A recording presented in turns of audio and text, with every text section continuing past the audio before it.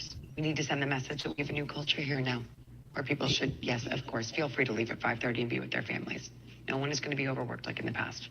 No more unpleasant incidents. But, of course, it's not compulsory. And obviously, if people still have work to do, they should absolutely stay and continue to work. Tonight, we're once again discussing a Yorgos Lanthimos movie. On our Oscar month 2 years ago, we talked about Poor Things, and since then, we've done episodes on The Favorite and Kinds of Kindness, which we were early on.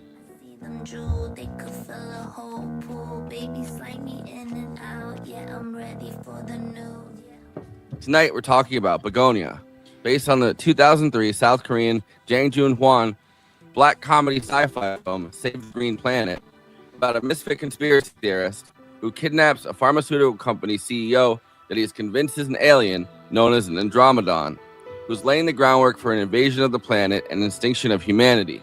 혹시 고향이 안드로메다 아니십니까? 뭐라고? 고향이 안드로메다 아니냐고. 이 더러운 외계인 놈아! The conspiracy theorist, Lee Byung-gyu, and his slow-witted circus performer wife think they can stop the invasion and save the planet if they're able to force the Adromedan to bring them up to his ship during a lunar eclipse. The film utilizes this moment of predicted ecological collapse and the information overload of the early internet age to show these dueling narratives and how isolation from the community can drive a person into these dark paths. 저놈 신경 시스템만 약화시키면 그땐 벗어도 돼. 정말? 어떻게? 이상하게도 저놈들 유전자 구조는 우리랑 거의 똑같아. 하지만 신경 체계는 상당한 차이가 있지. 그래서 여기 들어있는 말레인산 클로로페니라민이 몸속에 침투하게 되면 저놈들 신경 전달 물질인 트란스크리산테메이트에 협착하게 되고 트란스크리산테메이트는 트탈트린과 레스메트린 이 두 가지 물질로 파괴됩니다. 그럼 저놈은 아무런 힘도 못 쓰게 되는 거지. Originally, director Jang was sent to come to the United States from South Korea to direct an English-language remake of Save the Green Planet, which was set to be produced by Aster and Lars Knudsen, who were also set to release Aster's latest film, Eddington, which deals with some very similar themes diagnosing this cultural and political moment. But Jang ended up having health issues and couldn't move to America, so Aster and Lars Knudsen brought in Yorgos Lanthimos. Aster also hired Will Tracy, who in 2022 wrote and produced The Menu. After formerly serving as editor-in-chief of The Onion and writing for Secession and Last Week Tonight. Bugonia stars Emma Stone, Jesse Plemons, Stavros Halkias, Alicia Silverstone, and introduces Aiden Delbis. Primarily, I'm not an alien. You are. I've done thermal imaging on your face. There's Andromedan code all over your Instagram. You're barely even hiding it. I mean, look at you. I'm supposed to believe you're a 45-year-old woman? Human woman? I mean, I follow a very strict reverse aging diet and therapy program. Sharing a very similar backdrop to Save the Green Planet, Bugonia revolves around Jesse Plemons as an adult conspiracy theorist named Teddy and his autistic cousin Don, who kidnap a pharmaceutical CEO named Michelle Fuller, played by Emma Stone. The epitome of a neoliberal corporate girl boss CEO type of an incredibly shady pharma company that's clearly recently got a bunch of bad press.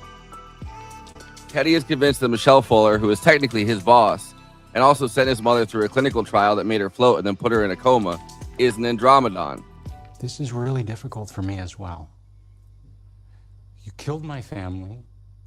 You killed my community. You killed my coworkers. You killed the bees.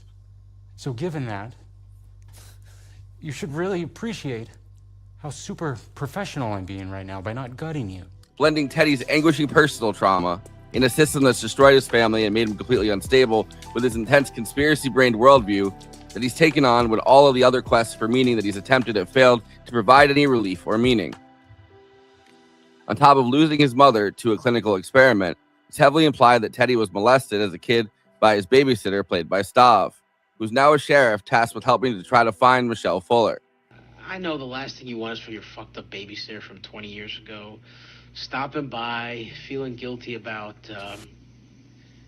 whatever went down. But sometimes I pass by this place and I just get this fucking sad, awful feeling. Like, what's going on in there? Bugonia is a perfect study of two dueling worldviews that collide in the kidnapping and the pretty brutal at times torture and humiliation of Michelle Fuller, as Teddy attempts to force her to admit she's an Adromedan and gain access to her mothership. Yorgos brought on his team, including cinematographer Robbie Ryan, who turns Bugonia into an insanely stylized film that uses color to really intensify the experience on screen, musician Jerkskin Fendrix, and the editor Yorgos, aka Blackfish, who has worked with Yorgos Lanthimos on his last few projects. It's up for 4 Oscars, including Best Picture, Best Actress for Emma Stone, whose head was shaved for this role, Best Adapted Screenplay, and Best Original Score. Krikubela. Kridire cantari. Antiritari. Calpere tinishera. Kurkuki. Tukinikinshal. Before I introduce the panel, please like this video and subscribe to the Movie Night Extravaganza YouTube channel. Then hit that bell to get notified whenever we're streaming. Super chats are now open. If you have any pressing questions, send us a super chat, which helps me maintain the expenses for the show, which I'm obligated by the rules of the Geneva Convention to stop everything and ask the panel. Another way to help us out is to become a patron and give us money every month. In exchange, you get access to all of our after parties, bonus content. We'll tell you even more movies we watched recently. Patreon.com/Movie Night Extra. We have a Movie Night Extravaganza Discord. There's an invite link in the episode description, and we have a Letterboxd HQ account. So those are 2 more places to follow along with us. Our show gets simulcast, or if we're not on at regular time, played later on This Space. This Space is a working class independent media collective. YouTube.com/ThisSpaceTV. Subscribing really helps out, or even more, sharing content from This Space and encouraging others to do the same. By working together, we can break through the algorithm. Okay, let me introduce the illustrious panel.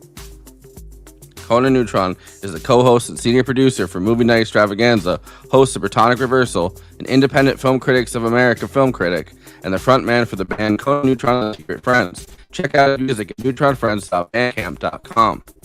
Kristina Oakes is a co-host of Movie Night Extravaganza, a streamer on Twitch, twitch.tv/cosmopolitics, a host at This Space, hosting Kristina's Corner, and is across social media at Cosmopolitics and on Letterboxd at Kristina.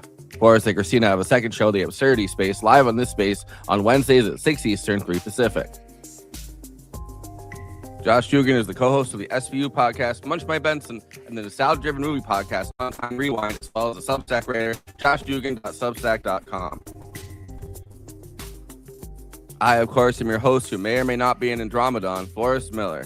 99% of what's called activism is really personal exhibitionism and brand maintenance in disguise. I mean, where's the lie, really? But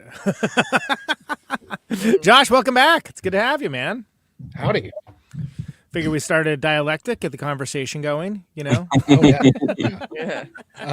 Dialogue, great to be back. of a salesman. Andromedan, translator, right? Yeah, exactly. I'm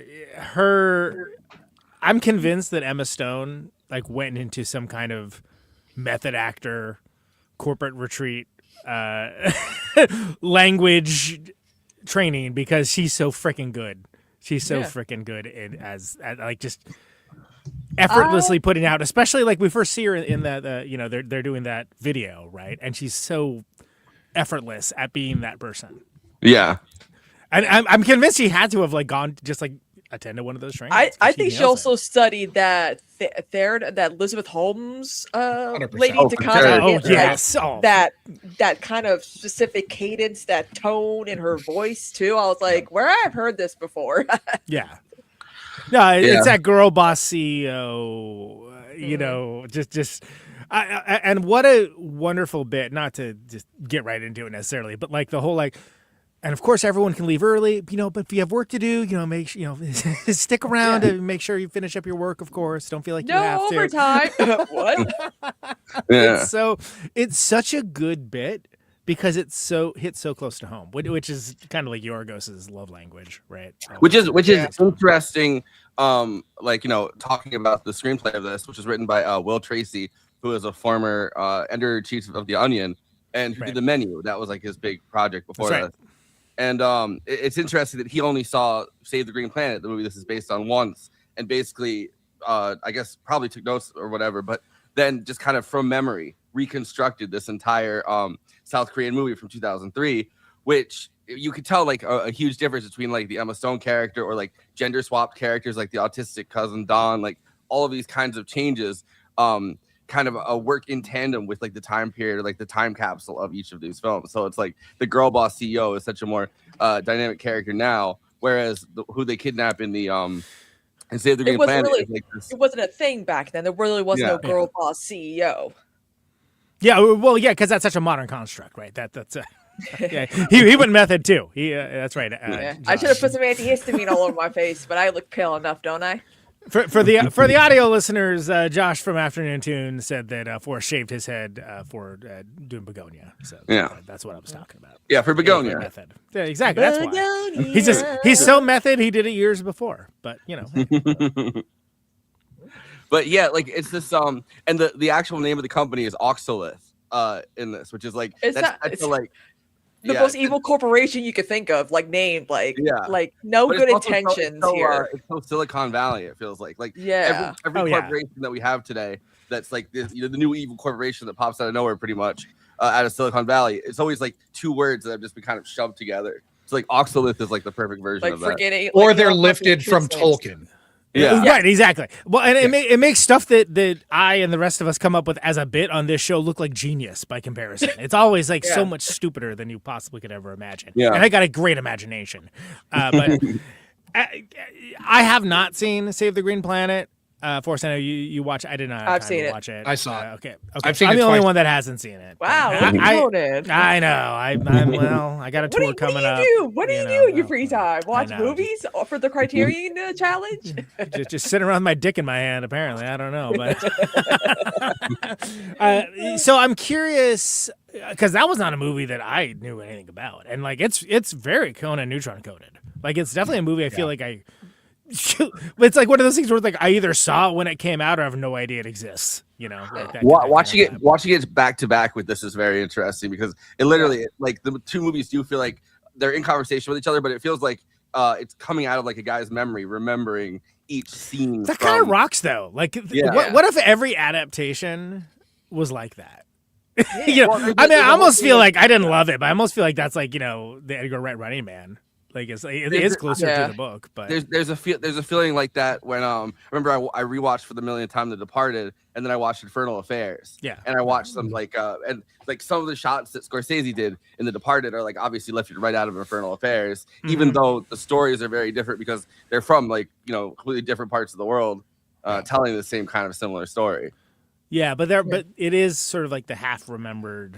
Which maybe is better because what I don't have a lot of time for the Gus Van Sant Psycho. You know what I mean? Where it's like, all right, respect. You did that. You did a shot-for-shot remake with checks notes of Vince Vaughn. And you're also don't remind me. I think you're more likely to make a better movie. Yeah, which I would say Bugonia is better than Save the Green Planet. I had remembered liking it more, and then when I rewatched it for this, I was like, oh, this strikes a tone that I'm not wild about. It's kind of like that thing that we discussed. Like, it's like, maybe some movies that didn't necessarily hit the mark, but could be remade or even like in a different language. Maybe some they take a bunch of stuff. It's very inspired by. This is the movie where it's like, yes, this is where it actually like is a thing and it worked. Well, ironically, one of those movies that we talked about, I said The Running Man, but I don't think Edgar Wright did it, frankly. But because everyone loves The Running Man, I'm like, yeah, but have you seen it lately? Like, it's not amazing. Like, there's some cool stuff there, but it's not great. And then the Edgar Wright Running Man there's cool things about it. It's fine, but like Ocean's 11 jumps out as another that's sort of like, no, the remake is like actually 1,000 times better. Although Ocean's 11, it's like how easy is it really to do like a Rat Pack style like. Right, exactly. It's like we put Brad Pitt, George Clooney, like all these people together because they're technically our Rat Pack sort of and for the heist, and then how did anyone get a heist done? And not that we're going to get into Ocean's 11 discourse necessarily, but like it corresponding along with the same time as Mad Men becoming popular is sort of like, let's there are certain aspects of the 50s that are kind of stylish and cool and interesting to a younger generation because they didn't have to deal with it. That wasn't like the people that were telling them like, you see, you can't do this or that. It's like, like not to talk about Bridgerton, but I'm seeing more girls dressed like all Regency era stuff because certain things are becoming like appealing. It's like how we do like how Gen Z likes to make fun of millennials and yet they're wearing like Y2K style clothing. Yeah. So you're able to recontextualize things and do so in a way that makes it interesting. So I mean, it's kind of, frankly, those movies, as like ridiculous as they are, some of Soderbergh's best. I mean, they're pretty badass, frankly, because they do the exact thing that they're meant to do. And I miss that purpose-driven filmmaking. Everything tries to be, first of all things to all people. Secondly, prestige, and not everything should or could be prestige. See F1. That's Oscar-nominated F1. Oscar-nominated Best Picture nominee. F1. And you know what? Like, and Bugonia was like, will Bugonia make it into Best Picture? I don't know. There's a Yorgos Lanthimos, Emma Stone starred. So honestly, I feel like that's like, if it's like a certain like checklist at this point where it's like Emma Stone's in it, Yorgos Lanthimos directed it, boom, okay, Best Picture. Honestly, I was never in doubt, but for the reasons you mentioned, not for any other reason. And it's interesting because we have really, as you mentioned in the intro, Forrest, we covered Poor Things, which I loved, one of my favorite movies of the year. We covered Kinds of Kindness that did anybody cover Kinds of Kindness? Just us, I think. It was such an interesting, like, sadistic experiment. Like, I can't imagine like a lot of film reviewers are like more up and like it's like being able to really complete that because it's like the whole film is like doused in sadism. Yeah, it's just very mean. It's a very mean movie, and this is sort of the natural culmination, I think, of that. What he was going for with those movies, which is like a real exploration of like that side of like the human spirit and sort of the. Do we deserve to exist? ... Which is ironic then that he was actually not supposed to direct it. It was supposed to be Jang Joon-hwan, the original director of the guy who did the first was going to come here and move to America, and then he had some kind of health problem. I don't know if anyone really went into what it was, and he was like, I can't change my environment and like move to America for this amount of time. I don't blame him. Who would want to? Our healthcare system's so great. Yeah, exactly. Best in the world, right? Yeah. If you're rich, that's great. Yeah. Jesus. My health problem is bronchitis. But I feel like when it comes to this is probably Yorgos' most like intimate movie. Very simple setting, takes place in a span of a few days with some flashbacks. While Poor Things takes like months, maybe years at best. And it's expansive. There's huge sets, big production design, right? Yeah. And even The Favorite was more like, yes, this takes place in a span of a certain time period, which I'm surprised we haven't covered The Favorite. That's like my favorite one. We did The Favorite? Yeah. Covered The Favorite. Yeah. When? 2 years ago. 2 years ago. Jesus Christ, was I there? I don't remember. Maybe you weren't. I don't know. I'm not gonna look. But it was great. We talked about the duck race and everything. It was the whole thing. Yeah. We're like duck racing. Yeah, why not? Sure. But again, like this is like Yorgos' most like small, intimate. Very few casting. You got Stavi in there, and that's like when I put out that he got in them. I was like June 11th, 2024, and you were there. Oh man, real time fact check. Damn. Ruthless. Man, my memory's going. Obviously, it made a huge impression on you. I remember that being a good episode. I don't know. Maybe I'm tripping. But anyway, but I think you're right. And Forrest, you're the first one to bring up to me of just like the fact that post Favorite, into Poor Things, Kinds of Kindness, and this, there's kind of like a corollary between all of them, right? Yeah. And this definitely feels. I just assumed that this was a natural culmination of that. Like I didn't go like after watching it, right, until researching it a little bit. I didn't realize that it wasn't something that he had initiated as a project. Yeah. I mean, did he?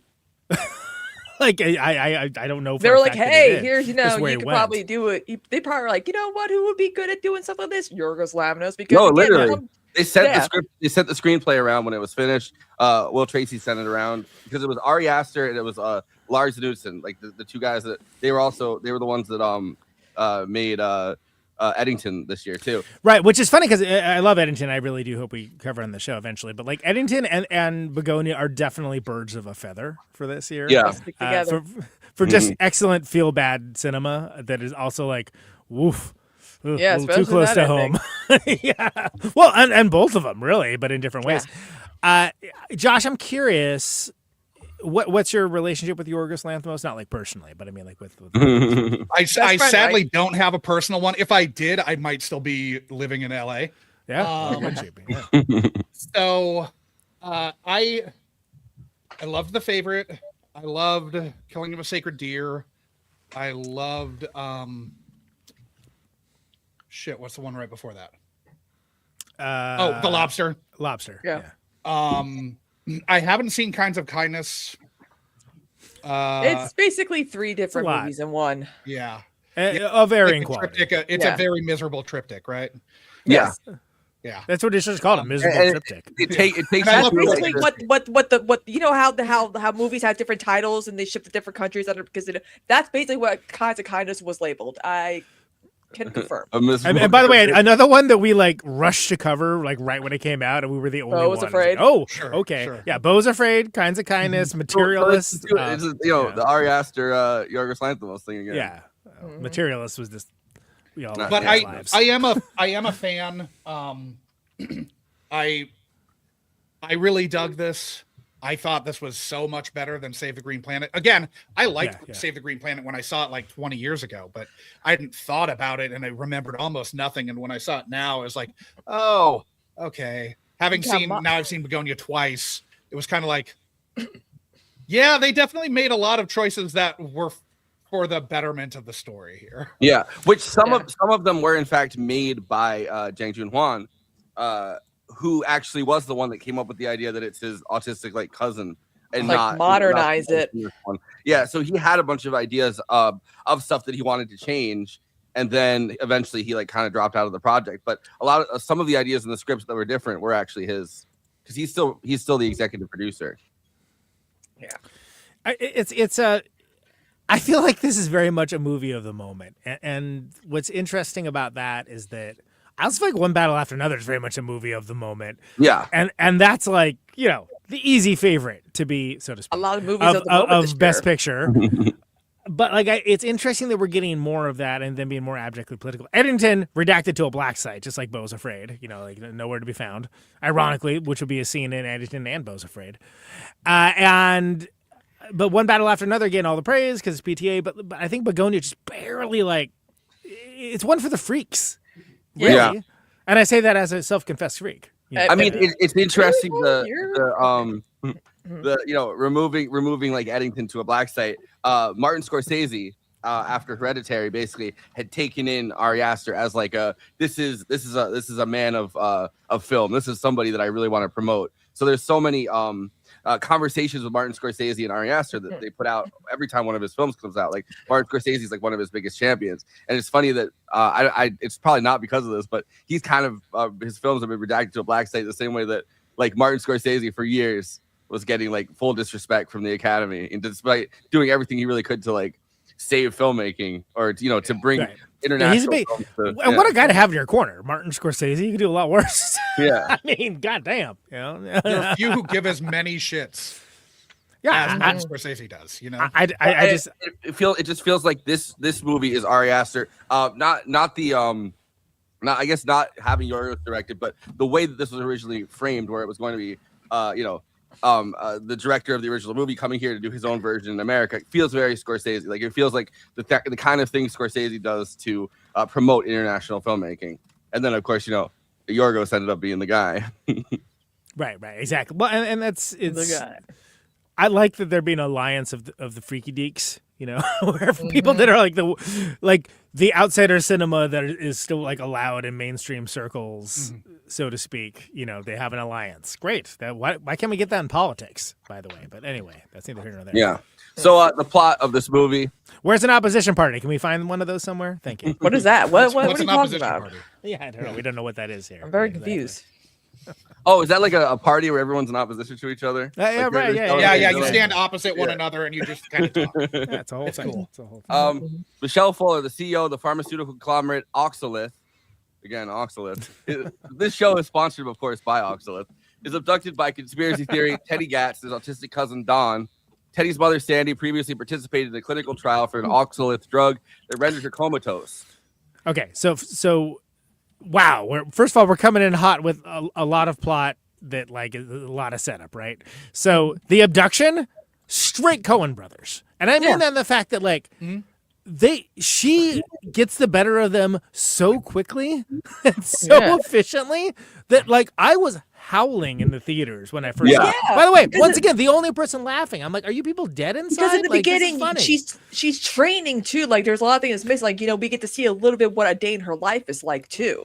You're so right. We see it. We don't get told. She's not doing yoga on bath towels. Right. Yeah, and they're also wearing Jennifer Aniston mask, which is hilarious. It's amazing. Also the first thing, one of the first Rachel things you see in conversation is that Teddy and Don are like. Well, I was gonna say are forced to, but Don is really forced to castrate. It's chemically castrate himself. We're skipping right past that.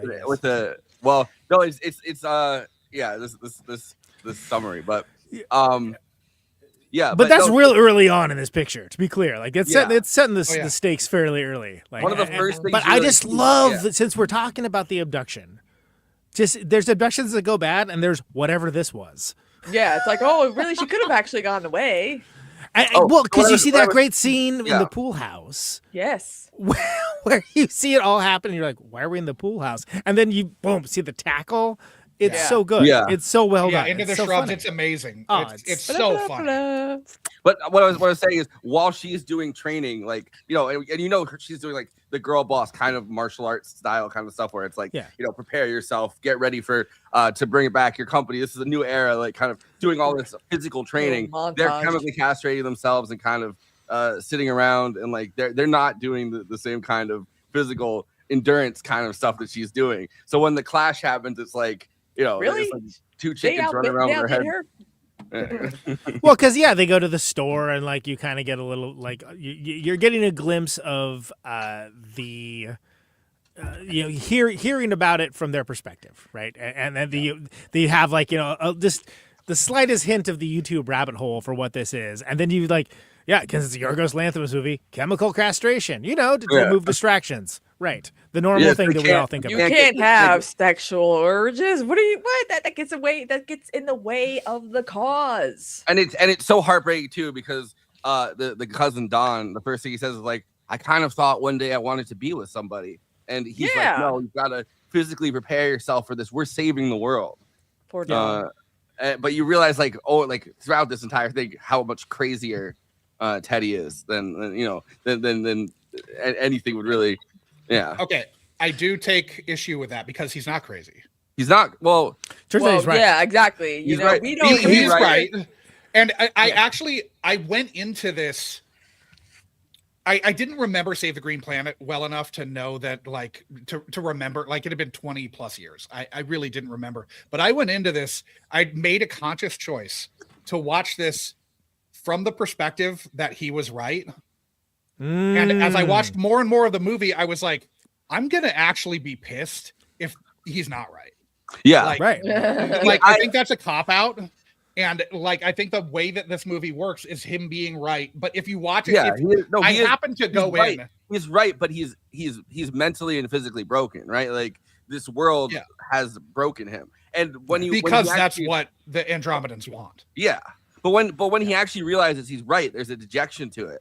Like he's given up so much by that point that he's like he's physically like kind of deflates and like. Well, but he's also like he has been tricked into killing his mom. Yeah, like, and there are extenuating circumstances. Yeah, of course. That we're like getting way ahead on dead, this, but Don's dead, his mom is dead. But the back and forth of because I didn't know, I'd never seen Save the Green Planet. And when I watched it real early, so I didn't have to deal with like spoilers that come in like the second the movie first airs, right? And the back and forth just shows how great the performances are. That you're like, well, I don't know, maybe. Oh no. Oh, yeah. But I counted 8 times where I did that back and forth. Yeah, and it's it's such a great. It's like this is a false. This is actually her trying to trick him, but like, and then like it just adds layers of just like what. And if this was any other year, because the performances year for all the categories very strong, right? Yeah. If this was like a weaker year for performances, there wouldn't be any question about like who would be winning.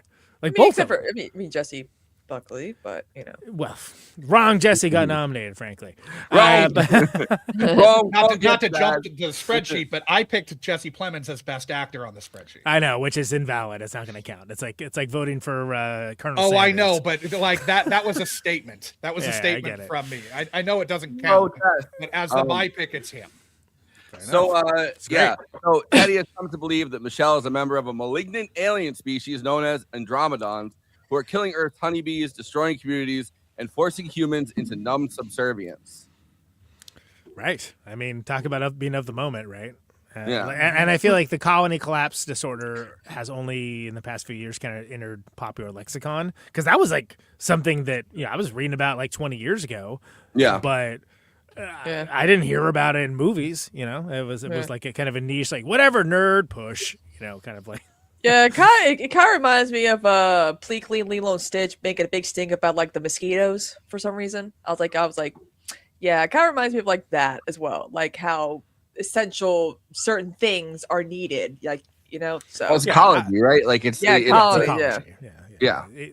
But specifically, the bees. Losing the bees being like the beginning of the end of civilization as like a thing that people just know now. Like, for the wrong reasons, I might add, but, but I mean, it's interesting. Well, because that was also not to get ahead of ourselves, but the score, which goes, the score is wonderful in this. He didn't get to see the movie. He was just given 3 words. 3 words. It was 4. Was it 4? I'm an alien. Just kidding. No, it was bees, spaceship, right? What was that? Bald Emily, which is Emma. Yeah. And then there was another one. What the fuck was it? But this was the sum totality of the direction. He didn't see the movie. He didn't see the dailies. He didn't see the sets. It was just like, here's some words to go with that. And it's so good. Like it's such a good score in a year of like great scores. Bees, basement, spaceship, Emily Bald. Yeah. Great. I mean, and if there's anything to remember from the movie, those are the things. So spaceship represented by purely orchestral music, basement represented by the purely synthesizer music, and then bees represented by a combination of both orchestral and synthesizer sounds. Yeah. I like how like when we're on the opening title cards, it's just that like the drone of the bees, but it's got this otherworldly element to it. Yeah, like that's how it starts with the black title cards and that for like 30 seconds, and it definitely like puts you on edge from the jump.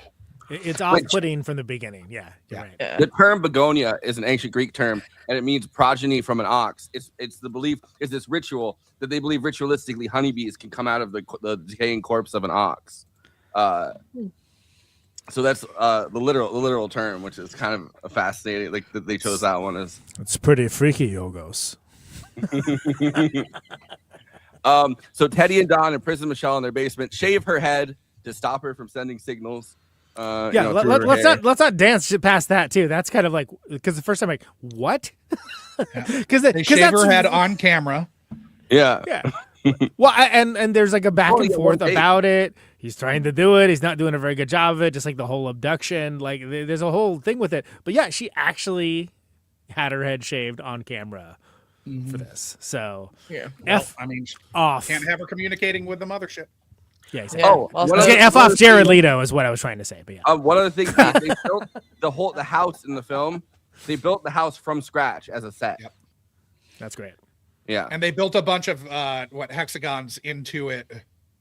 To like represent the bees. But like so all of a sudden there was like a house kind of had sprung up from nothing, and everything in the house had been designed so that like even if they weren't going to use something like the refrigerator or the cabinets, they all had things in them that could be like pulled out of them. Like the whole house was just designed as it could be a functional house. I love that. That's great. Yeah, I just found that out today, so I was. We're somehow in the third sentence of this. I hope they're putting it up as an Airbnb. I know. I mean, I don't know if you can live. I don't know if it's Georgia, right? I don't know if it's functional enough to live in, but I'm not sure. I know some of this stuff is in. A lot of it was shot in England. Oh. But the exterior, I know obviously the exterior is like when he's in town, that's all in Georgia. But see, I've heard you can tell if you listen closely to the bees' accents. Yes. Buzz, buzz. Yes. I say, buzz. Yeah, shave her head and cover her body in antihistamine cream to prevent her from sending out a distress signal to other Andromedons. Teddy, which seems like real like psychopath stuff, but turns out, whoops, he's right. I don't think. Yeah, I mean he's right, but it's so crazy to watch it, right? Like the way that he's. Teddy explains that she has 4 days to negotiate a meeting with the Andromedan Emperor before an upcoming lunar eclipse, which will allow the Andromedan mothership to enter Earth's atmosphere undetected. You know what movie I watched also recently, because it was given that Hard Candy with Elliot Page and Patrick Wilson, because his character is like, you are a pedophile, you are this, like he's like, I'm not, I was just there. Like it's like, it's trying to, beat into like, you are this thing, you got to do what I say. There's that it was given that for some reason. Like when I was watching this, I was like, this sounds very much like Hard Candy. Because it puts us on the back foot in that same way of like not knowing what is actually true. The thing that they're being claimed to be, or and that's kind of and that's one of the things that's like it fits so wonderful with the current moment. But I mean, the world we live in, things are spoiled like the second the movie comes out. There's like memes about it, like before the first showing's done. Which is why I was so happy that when I saw this, it was a week before it came out in theaters because I was at Woodstock Film Festival. And so I got to see it. I got to see it before I knew anything about it. And then when they were saying what the movie was about, they didn't even give like a synopsis to the guy. So he was just like, "Well, I looked up Bugonia. This is what it means." And then he turned on the movie. Well, because there's so much to parse here, and so much that kind of meets the moment politically, but also so much that is just pure badass, fantastical sci-fi. But you don't know if it's just all in the mind of this conspiracy theorist or not, right? And that's that's the advantage. Because for me, I never saw that Save the Green Planet. I was like, I don't know. He thinks she's an alien, is she? I don't know. Guess we'll find out. Invasion of the Bystanders. Right, exactly. Because there's any number of things it could be, especially because, again, as mentioned, the performances was as they go back and forth. If you don't know that, you're kind of on, well, I don't know, could be. But it's so well executed in that way. And part of that's a script, but a lot of that is a performance as well. And Jesse Plemons, I think Emma Stone's won an Oscar at this point. She's two. Everyone, two Oscars, you're right. And I got one right. You did. It's why you won that year. You're never going to let me forget it, I know. But Plemons... still somehow kind of underrated. Famously, I am not a Civil War fan. I did not like that movie. I think that movie was misadvertised and also not very good. But that Jesse Plemons scene is freaking amazing. Yeah. Give him like the Ned Beatty and Network Award, or the Herschel Fableman's Award. He said, "What kind of Andromedan are you?" So what I'm getting at is that Plemons, just one of the better character actors. Out there working that has yet to really see some flowers from that, and that's interesting. Because I saw him like most people in Breaking Bad, and I was like, oh yeah, it's or Friday Night Lights with Michael B. Jordan. I was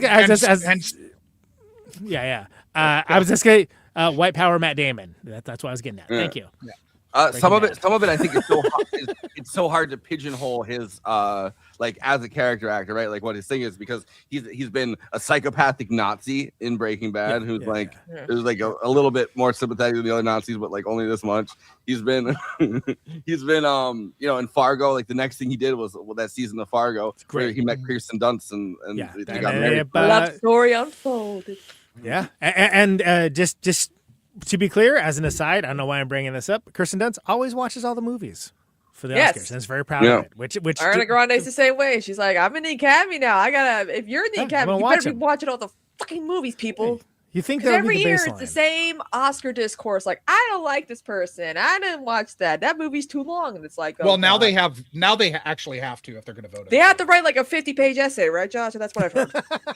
I wish they have to like actually verify somehow. There's like a rubric by which they have to verify that they've seen the movie. In summary, Bugonia is a study in contrast. Yes. That would rule, and they would have to like be published. I would love that. That'd be great. After having tortured Michelle with electricity, crazy by the way, that scene was. I was like, oh, It was really hard to watch. Yeah. Teddy deems her a high psychological tolerance to the execution, or high physiological tolerance to the electrocution, as evidence that she's actually a high-ranking member of the Adromedan royal family. Now they have kings and queens over there. Teddy and Don release Michelle from the basement under careful supervision and invite her upstairs for dinner. Can I just say, and I said this in our watch party, sorry, Kristina, but like the Green Day music drop when this is happening, yes, like, I would live for like a placement like that, please. Yeah, by all means, because it's, and I call that like the Reservoir Dogs stuck in the middle with you, exercising contrast. Where it's just like, oh, there's really like happy, peppy music and like the worst thing you could possibly imagine happening on screen at the same time. So, yeah. But here, like, Basket Case is like, you know, feeding into the like his mindset too. You know, sure. It's a little closer. Totally, it is the same. You know, the same like beast is stuck in the middle with you. But yeah, I mean, I'm just saying, hit me up for a placement, people. Come on. I mean, it's kind of like with James Gunn when he does his needle dots for very specific scenes in like his movies too. Like you see it with Harley Quinn in the Suicide Squad, and same thing with Superman with Mr. So like it's like the Louis Prima song. Yeah, right. Yeah, great. Well, and Guardians. Yeah. Absolutely. Like, you know, it's like, oh, this is really not what's going on, but it kind of does work with the vibe of the scene, surprisingly. And that's what this song does. So yeah, while Emma Stone's character is being tortured, Green Day is playing. For those that, for whatever reason, are listening to this and haven't seen the movie, which by the way, and you're probably going, "Wait, what? It's a Yorgos Lanthimos movie. What do you expect?" Yeah, exactly. But there's like, Spoiler alert! Way after the fact that we've already revealed that she's an alien. Yeah, I mean, I don't. If we're the ones that are finding out about this, sorry, but sorry, she's an alien. You shouldn't have been watching. What? Yeah, this will be up forever. Yeah, exactly. Let's come back when you're ready.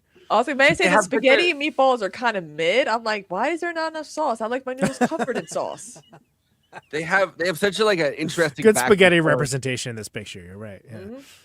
They have such an interesting like back and forth throughout this whole thing. Like the entire scene where he's like all kinds of shibboleths, and she's like, he says shibboleth.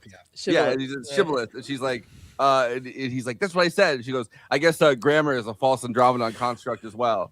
Like there's all, which is the like your asterisk your like which is the big liberal. Well, got you on that one, didn't I? Of like, yeah, they don't fucking care. They don't care. It doesn't matter. But that's such a good bit. This is a different, like, this is even worse because what it really is it's picking apart the privilege of having like a formal education versus being an autodidact. And so like if you go through the effort to like read about things, but you're just reading about them and not like hearing the word used in your day-to-day life, you're not actually going to know how it's pronounced. So it's like it's a classist thing going on here, even worse than the bullshit liberal like your apostrophe re shit, you know, like you're right. It works on both levels. levels. Know how to pronounce it. And as an autodidact myself, respect. You know, as someone who's both erudite, loquacious, and an autodidact. Yeah. Well, I kill it at Scrabble too, bitch. Another line that I wanted to. There's no payoff. There's no money. There's no legal system. There's no Congress. There's no America. There's no global democratic order. Like it hits so hard in this moment where it really does feel like none of those things exist anymore, and we're in the process of transformation to something both worse and more terrifying, right? Like, and so it makes sense, even if he wasn't right, why you would come to this conclusion. Like something's so fucking wrong with society, something so wrong with everything, with this last 80 years of basically having a liberal international order that everybody, you know, quotes all the time, even though nobody really ever lived up to it. But like the falling apart of that, like you have this kind of it resonates in this moment where it's like everything's already kind of coming apart. Yeah, and you're right. It's that element. It's that part of meeting the moment, right? Like being this great unease of this, like, we all know things are wrong, nobody is fixing it, nobody seems to be coming to save us, so on and so on. And we're watching Seoul collapse in the same way that like the colony collapse disorder is happening. Yeah. We're watching all of our institutions and our system and like the entire global system really collapsed in front of us, and no one's really reacting to it. And it's like, and there doesn't seem to be any repercussions, even if they did. It's like, okay. And also too, with like conspiracy theories, there's a lot of shit that's real, but the problem is people cannot handle the reality, so they make stupid shit up, like Jeffrey Epstein's DNA is in the COVID vaccines or some weird shit like that. And I'm like, the reality of what really went down is bad enough. You got to make up shit. Right. The reality is, and come on, we all know it's the microchips. It's not his DNA. Yes, it was Jeffrey Jones's DNA. Oh yeah. We're all gonna go after those truant children now. Yeah, friend of the show. You got the Jeffrey Jones vaccine. I got the Ghislaine Maxwell COVID vaccine. Just famous sex offenders. They have different vaccines. Boutique. The one that everyone wanted was the Donald Trump, but I don't know. They only made a few of those. Yeah, exactly. It was high premium. Thank you. Teddy and Don release Michelle from the basement under careful supervision and invite her upstairs for dinner. The tense meal culminates in a physical fight, ultimately interrupted by the arrival of Casey, a local deputy sheriff, and Teddy's childhood babysitter who's searching for Michelle. Dude, the laugh that I let out in the theater, like it was a Cape Fear style moment where I saw Stav walk up, and I knew Stav was in the movie because he had like posted about it. But I saw him walk up and then start talking about like, "Hey man, I'm sorry about what I did to you," and I just started laughing. And I felt like everyone was like, "What the fuck is this psychopath laughing about?" Which and the converse of that is that as alert fans of the show know, I covered this movie with Eileen Jones, friend of the show, Eileen Jones, on her show Film Suck, filling in for Dolores. Had no idea who Stavros was. No idea. She's like, "Oh yeah, he's very good. He's great, very good, very good." Well, I know who he is. Tell her. But she had no idea. She's like, "Oh yeah, he's a really good character actor." I'm like, "Okay, so you're not familiar? Okay, all right." But it was fascinating because like she writes for Jacobin. It's like, all right, but I can see where she wouldn't know about Comb Town. Well, this was too, this was his first That's what I'm saying. That's what I'm saying. But I'm telling you, someone like that clued in, which is like. He's really good in that. He's a great actor. I was watching, him on John Marco's podcast, and he was talking about how he got the role and shit like that. And I was like, Yorgos actually contacted him. Yorgos was like, "Hey, I like your stuff, and I think you're interested like a person. You want to be in my film." And of course, he's also Greek. Greek. Yeah, it's the Pan-Hellenic Council. Like they get together and. Yeah, but he is quite good, and we see him earlier. He stops the Jesse Plemons character going to work on his bike, right? And you're kind of like, "Oh, what's this going to be about?" Does he know that like someone's been abducted? I was like, no. It turns out it's far more mundane and self-involved, which is actually perfect. Hey, but you get these great scenes, right, where it's a bomb in a room. We know that Emma Stone is locked up downstairs, but the cop doesn't know. And so they're just having this freaking conversation where he's trying to absolve himself for having committed the most horrendous thing possible upon him. Yeah. Meanwhile, he's just trying to get him the F out of the house because he has someone locked up downstairs. It has nothing to do with the fact that he molested him as a kid or whatever. It's more to do with, I got a woman locked downstairs in the basement. And he's dismissing that wholesale because, again, bomb in the room. We know what Jesse Plemons' character knows, but the fucking cop doesn't. So, and then he's like, "Oh yeah, I'll show you the bees. Sure, whatever." And he keeps having I love the line, and it didn't really stick out to me until we rewatched it. But I love the line where he's like, "There's the cake," and he's like, "Uh-oh, my arch enemy, right? My arch enemy." Yeah. It's so good because it's such a lived-in role that. Talk about the perfect dude for that, right? It's like if you can't get Danny DeVito, get Stavi, Yeah. It's funny though. The other two things he's really been in that are like is the Shane Gillis Tires show they did on Netflix where he works at like a tire dealership or whatever, and he comes in some episodes. And then he wrote his own movie with his friends for Netflix and got like paid money to Let's Start a Cult, I think it's called. Yeah, it is. Yeah, fantastic. So while Dawn takes Michelle back to the basement and changes her to the floor, knocking her unconscious with the stock of a shotgun, Teddy distracts Casey by showing him the apiary in the background, and then I'll pass it off to Kristina. So yeah, All right. apiary. By the way, beehive. You could just say beehive, but sure, apiary. Fine. I'm reading the. I know. You're like clicking on the thing. Look, I know what an apiary is. I literally used to read the dictionary for fun. Of course, I know what an apiary nerd. is. This guy's fucking bragging over here. But I'm the same way. That like I used to be like very loquacious, but I pulled that same thing where I like pull out like a $12 word and like that's not how you say that. I'm like, oh, whoa, my bad. Okay. Well, yeah. Well, a lot of times that's the difference between someone who's learned from reading versus someone who's learned from like a professor reading them. And telling them it doesn't mean they're dumb. It just means that they like maybe they're a different kind of learner. Maybe they didn't have a different kind of education. Again, they self-taught. Blah blah blah. Anyway, whatever. Yeah, the bees, not the bees. So when Michelle regains consciousness, she offers to help Don if he reports Teddy to the police. Smart move. Yeah, she's working. She's the whole time she's like working on them, right? She's like, she's always operating, which is another one of those moments where it's like, is she kind of like a corporate psychopath or is she an alien? It's like once the light starts flaring in the basement, that's the last point at which you could like, I think reasonably, withhold disbelief at all about like that's the point at which it's like, oh no, she's clearly an Andromedan. Yeah. So Don replies that he only wants to go to outer space with Michelle, and after she promises to take him, he shoots himself in the head. Which was a moment when I saw it in the theater. I mean, it's so hard to fucking watch, but it's a moment when I saw it in the theater, everyone gasped like collectively. Yeah. Well, because she's like, yeah, sure, anywhere you want. Yeah, let me out of here. He's like, I'm just gonna kill myself. Let's go. And then you're like, oh, no. And of course, because think about that. Even she's that character, and think about like what he's been going through, and like what kind of person he is. And because he said that he's sad already because of the chemical castration. Yep. Like he's definitely like he's feeling a little crazy, is what he's also said. So I think that.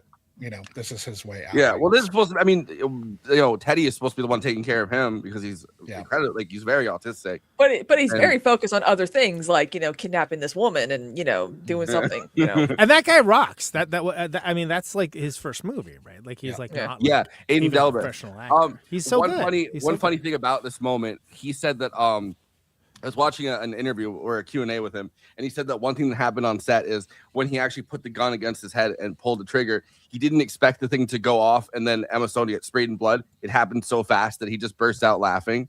So he was sitting there, and the blood capsule went off too fast for it. So like she was just squirted blood, and he just started laughing on the stairs. And they were like, "Oh man, we have to do this all over again." It is like we have to go hose off Emma Stone. Yeah. It is like almost Evil Dead level amount of blood. Like it is like, oh my God. But also, well, you know what? I'm not going to get into it. Also, accurate. There's a thing in this whole where it's like, because of what Teddy's been through and because of the mental state that he's in, the thing that his mom did to him, which his mom's obviously a drug addict, and his mom is preparing him for this moment and covering him in tinfoil, and he's clearly not the he's not the most stable. He's in the most stable situation in the beginning, right? So, or in the past when you see him getting covered in that tinfoil, he's kind of failing Teddy, failing Don to take care of Don the same way that everybody had failed to take care of him. Yeah, it's just it's sad on so many levels. Yeah, it's giving. It kind of reminds me, the end of Mice and Men. Sure. When Lenny turns around and you're like, oh no. Yeah, but he Lenny'd himself. Yeah, basically. It's like, oh no, don't do that, please. Some Mice and Men, but on a budget, they can only afford one actor. Yeah, exactly. This, by the way, is Lanthimos' most expensive movie. Which is crazy because of how. But they had to buy all that blood. Yeah, right. It all went to the blood. Yeah, budget. the blood budget line item very, very high. I feel like because Kristina, you and I were talking about this. I feel like the Poor Things production design is like so crazy and so intense. It's like you would think it would be that. Which it'd be like $150 million budget. No, oh, okay. This is only 42. You know what? It all went into those cardigan jumpsuits that the aliens were wearing. That's what it was. Move over, Alpha Sex cardigan. We got the Andromedan cardigan jumpsuits now. There was somebody was like, oh, cozy early on. Poor Things was 35. The budget was $35 million for Poor Things. and the budget was 42 for this. How is that possible? Well, they're all on soundstage in Poor Things, or so much of it is soundstage. A lot of it is, yeah, and it's also, and which is a testament to there was actually a great extra about the lighting and with the production design. It was real genius stuff of like what they did in that movie. And again, that's one of the reasons why I was kind of like low key rooting for it, even against Barbie, which was like, I mean, that was like that is the movie in Barbie. But I was like, once I saw the details of what they did with what they had, I'm like, wow, you made this look like you had like 3 times the budget you had. Yeah. That's kind of amazing. For this, they also used they used those VistaVision cameras, the same as they did in One Battle After Another. Thank you, Strange Darling. This had the most VistaVision shot footage of any movie since like the 60s. Yeah, that's. I mean, and PTA used it for for One Battle After Another too, right? Get those wide shots of the the desert as they're going over, in the car, like the whole car chase scene. The real F1 movie, by the way. Well, and Giovanni Ribisi, like he's like almost single-handedly, 2 of the biggest movies of this freaking year used it. After what Brutalist used it too, right? Yeah. Last year. Yeah. Don't remind me that movie existed. I'm just remembering Adrian Brody's speech still going, going. He's still talking. I still have things to longer.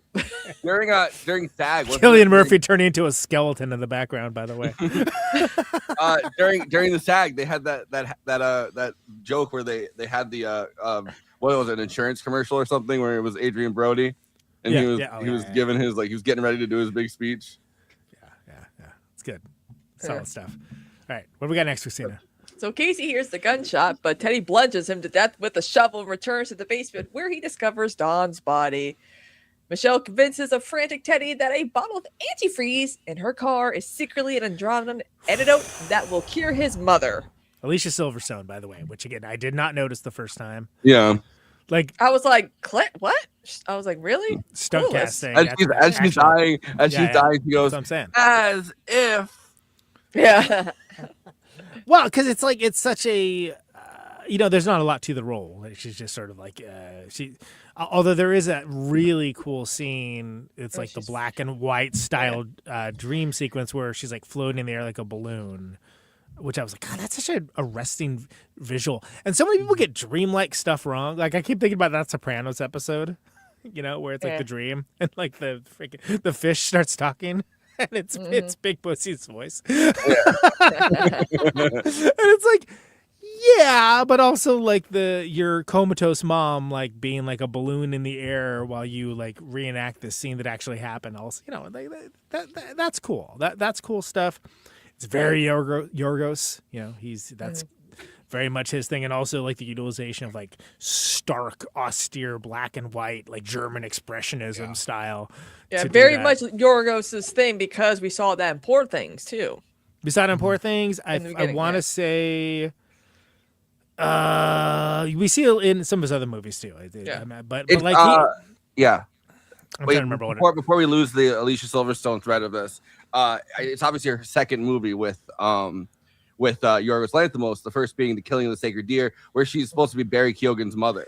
I forgot about that because the thing is, Killing the Sacred Deer, like what you come away with on that movie, what you come in with are very different.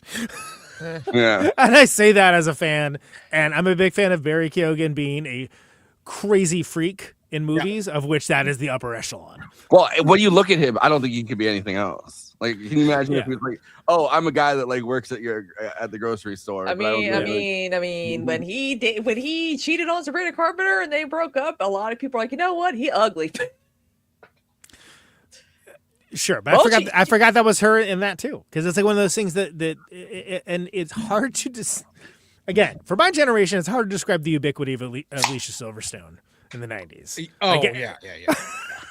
Like she was the it girl. Like in the I way was on a movie. I don't even need to say the name of the movie. It sucked. But I was on a movie that she was in, and like she came.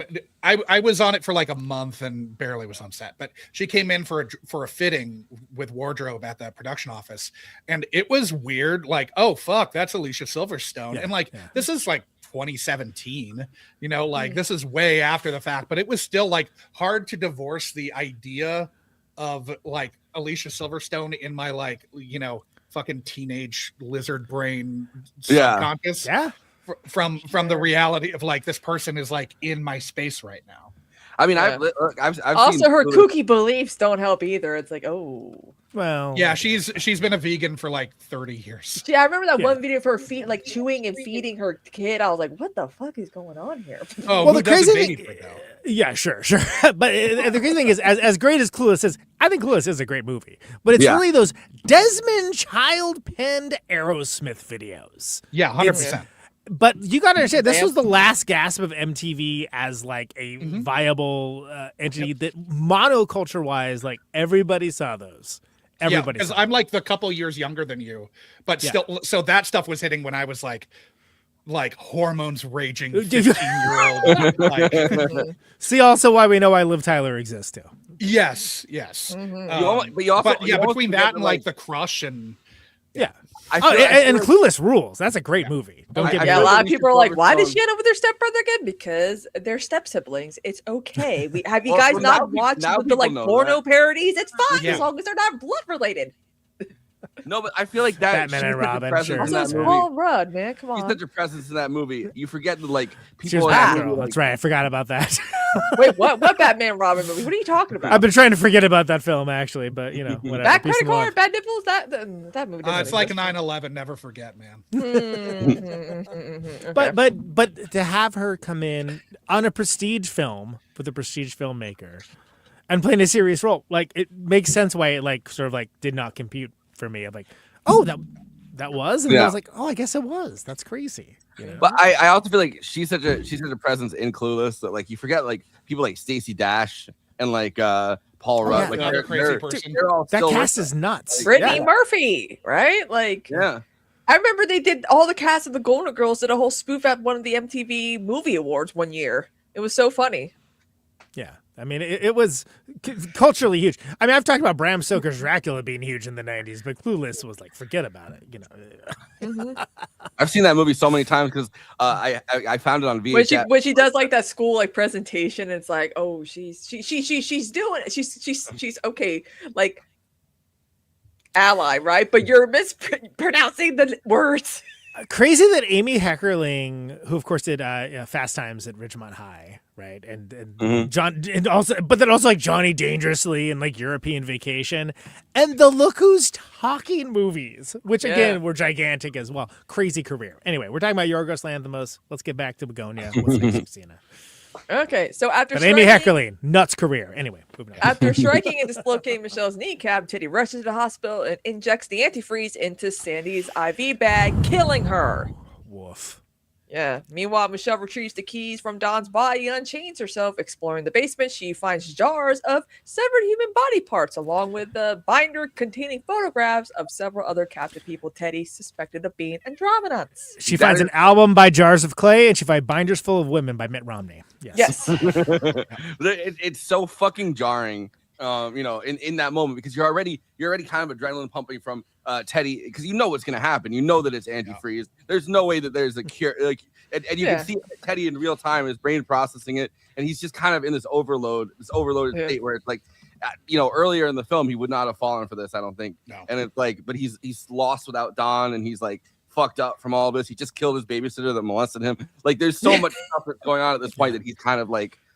He's willing to believe whatever pretty much she says. So he rushes off, and then she walks into this, she's leaving, she's escaping, and she walks into this room. She sees a door, and she walks into the room, and there's like, pieces of humans just, and it's out of nowhere. Like you're really fucking jarred by it. Yeah. No real Oscar Isaac, Dr. Frankenstein sort of vibes. Yeah, exactly. It's literally jars with heads in it. So that's not what I was intending to do, but at least he got the one moral victory though of killing his molester. That's true. Yeah. That's true. Yeah. Even though it's an afterthought, it's a complete afterthought. Like he's not even his primary concern. But we got to throw him a bone, Yeah, sure. He's like an anti-hero, 2 out of 10 of the people he killed, they were in Adromedan, so we'll give him that too. Yeah. And a molester. What? Well, you want to punish him for killing a molester? You like molesters? So infuriated by Michelle's deception, Teddy returns home and confronts her. Michelle intimidates him to the point of tears as she recounts an alternative version of his alien conspiracy. Out of guilt over accidentally causing the mass extinction of the dinosaurs, the Andromedans created humanity in their own image. Now everyone's like, oh shit, she's an alien. Yeah, and this is the first time I saw it. I was like, "Wow, she's going deep on this." Okay, like I still thought that she just came up with this. And then it's when she gets to Atlantis that I'm like, "Oh, okay." Yeah, and then while there was peace at first in Atlantis, early humans experimented with their.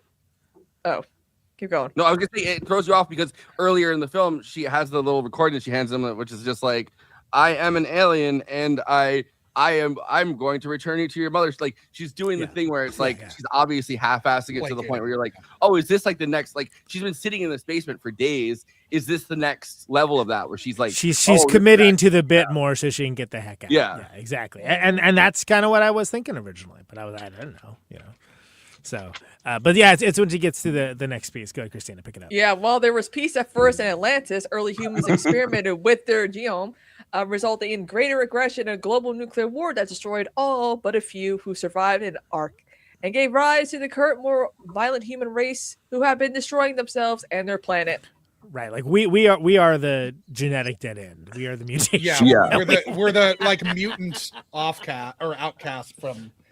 Yeah. We're the bad cast-offs. Yeah, we're the virus, right? Like, but the thing that really we're the problem. We're the baddies. Yeah. Like the early humans experimented with their own genome, right? And then they started building their own versions of themselves that are like more willing to fight wars, more willing to kill each other. But there's so many. Well, so also, many but to be more powerful than the Andromedans. Yeah, but there's so many echoes. Obviously, I mean the Ark, like Noah's Ark, and then the they're just making it people in their own image. Like there's this feeling of like God to it, where it's like, oh, this is the same kind of story. This is the same story as the Bible, but it's done in like or parts of the Bible, but it's done in like this alternative narrative where it's like, obviously it's not God, it's Andromedans. And were unicorns on the Ark though? Did Noah build the Ark for them? Like what's going on? They were at the newsstand. They were trying to get some reading material and they missed it. But I mean, essentially, like the 75th emperor is Zoroaster, like, yeah. I mean, that's like, and then every other religion that they create, like, is like trickle down religion from that. So, but it kind of, in a way, it reminds me of the fact that this is like, Save the Green Planet, like taking a movie like that, and then you write your own kind of version of it in conversation with the other one, and then this is like somebody writing that, like telling their own narrative in conversation with the narrative that all of us know of the creation of humankind. It's like it kind of it scrambles your brain in a way. Well, because it's also involving like the Atlanteans, right? But so the Atlanteans they existed. There was a thing that was the perfect race, and then like there was this effed up offshoot that it turns out being like what we know of as humanity that has been this failing experiment for thousands of years. And I'm just glad Will Tracy's bringing a cocoon into this. We need some Wilford Brimley in our lives, don't we? And the latest human beings had diabetes. And that's So the Andromedans has spent thousands of years benevolently, scenic surely is not that hard to pronounce, trying to guide humans away from their innately flawed, violent nature, which, how do you pronounce that again? Oxalith. Oxalith experiments were part of. She claims that her mothership has the information needed to save humanity and agrees to arrange a meeting between Teddy and the Andromedans at Oxalith headquarters. But see, that's the thing him again. Or not? But that's the thing again, right? It's like she's just tricked Teddy into killing his own mom by being like, oh, well, I have this antifreeze in my car, but it's not really antifreeze. It's the cure for your mother's thing, and you'll bring her out of her coma. And then the next thing is like, oh, well, I have a way to get you to the meeting with the. And she does it both in the same kind of like meandering kind of way where it sounds like she's lying. So for my first watch, my theater watch, absent of any context or any spoiler, I was like 35% to 45% from the beginning to the end of that sort of monologue that she was an alien, but I was still like, I don't know, man. This sounds like she's like smart as hell and she's like knows this is her last chance to get the heck out of Dodge, right? I also expect her to like unzip and reveal like her alien form, but exactly. Well, yeah, and I was like, this could go either way, and I'm kind of excited. I don't really know what it's gonna be, But yeah, I was also like, I mean, like, let's buy the ticket. I'm take surprised. The ride, sure. I'm surprised there was no discourse surrounding this movie. Like, is she an alien or not? I figured that there would be. I mean, like Letterboxd, you'd have when you log it on Letterboxd, it says, click on the picture of the alien, and it has like a Emma Stone's head. Yeah, it's like a 6-point thing. It's a good little extra. People pick the wrong movie to fight about, in my opinion. It's kind of weird. So yeah, I mean that. So all right, yeah. So she claims the mothership's has the information needed to save humanity and agrees to arrange a meeting. Right. So okay, moving on. They arrive at the office. And Michelle says she'll try to initiate contact using a calculator on her desk. By the way, wasted opportunity with the calculator. Yeah, exactly. You know I'm going with that. Yeah. Hello, boobs. That's not like the only words you can write on a calculator is hello and boobs. That was one of my first thoughts too. It was like, yeah, of course, calculator. But I love it. It's like, oh, yeah, it's a really long code. I got to input it on here, and like, yeah, and it sounds like she's lying. Like it sounds like BS. And then they're like I don't remember all the code numbers. I have a certain way of doing it. They're typing in. Like, and he keeps interrupting her too, which is also annoying and like hilarious. Well, also too, like I know people who work for like the government. They have their own like government phones or whatever, like working for like SRS, the nuclear plant, whatever. And my friends would be like, yeah, my dad has like a 50 digit password to get into like his crap, and I'm like, really 50? Yeah. Oh yeah. It's crazy. It's crazy. Yeah, I've done it myself. It sucks. It's not great. But it's also like, ideally, it's there's usually big money involved, and so you're like, all right, well, I guess this is what I'm getting paid for, remembering this long ass number. And you find ways to do it, right? I can explain why. It doesn't matter. It's not important.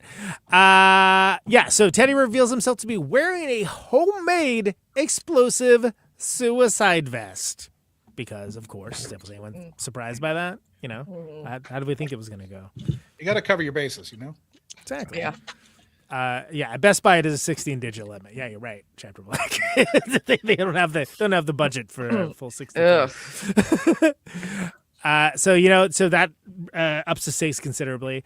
Michelle instructs Teddy to enter her closet. Again, it seems like bullshit, right? Yeah. Which she claims is a teleporter to her ship. When you're bullshitting, where she's like, you're never gonna believe it, but it's actually in the closet. It's in there. It's you're like, oh, she's never gonna believe it. That's right. Yeah. After Teddy enters a closet, she backs away from the closet door, hits the enter key in the calculator, coinciding with the vest detonating by mistake, killing him and knocking Michelle unconscious. Yeah, brutal. I was like, oh wow. With his head. That's the last possible moment that you're like, yeah, with his head. But it's the last possible moment that you could possibly be trying to figure out whether she's an alien or not. Yeah. Like the calculator isn't just for writing boobies on. Okay, good. Yes. Well, the way she backed away. Well, it's also for that, but yeah, it's like she's anticipating too, or she's like, okay, I need a moment now. She's backing up, and you can see the people behind her that are like, they're like, what's going on there? And look into her office. I'm glad you mentioned that because it's notable how like when she just like, oh yeah, hey, I'm back. Oh, how are you doing? Like, just like acting like it ain't nothing. They're like, weren't you kidnapped? like what are we doing? Well, and she's limping, and he's like, doing this straight leg with a shotgun down his pant leg. Yeah, real subtle. Walk, so they're both. And he's got the bulky fucking suicide vest under it. Yeah, looks very much like Average Tuesday. Everything looks normal here. Yeah, what? I don't see anything. Hey, is it lunchtime yet? Anyway, so she gets knocked exactly. We get that gag. We get that gag again of like, oh yeah, feel free to take off unless you have work to do. We get a little bit of that like gag on that. It's like a full circle. It's great. It's so good. It's such a good gag. She awakens in an ambulance, but jumps out and returns to her office, where she enters a closet and teleports to the Andromedan mothership. I was like, with that closet still has all kinds of bits of Jesse Plemons. Oh, it's so wet. It's so wet. In my head, I was like, is she gonna pop back up with like the with pieces of Jesse Plemons? Because he says like, well, you got to make sure that when you go through, it doesn't you're not like your DNA doesn't like I don't know like change with the thing, which was always the joke in they do it in Spaceballs, they do it in a bunch of places where it's like beam me up. The then, fly thing, yeah. It's like the head's on wrong. And also it's like beam me up, transporter, whatever. Like there's kind of like a distinction with a difference, kind of back and forth too. That's very clever because it's what the audience is thinking too. Of also just like, all right, what are we seeing? What is this? Is this BS? What are we seeing? All right, so Michelle now revealed as the genuine Andromedan leader, and they all speak like they have their own language. Right? It's like a weird. It kind of reminds me of like the language in like Wicked's like Grimoire. Like it's a mixture of like multiple different foreign languages like together. It's like a pastiche. It sounded like weirdly Pig Latin Mongolian. Klingon to me. Yeah, it sounded like Mongolian for some reason to me. I was like.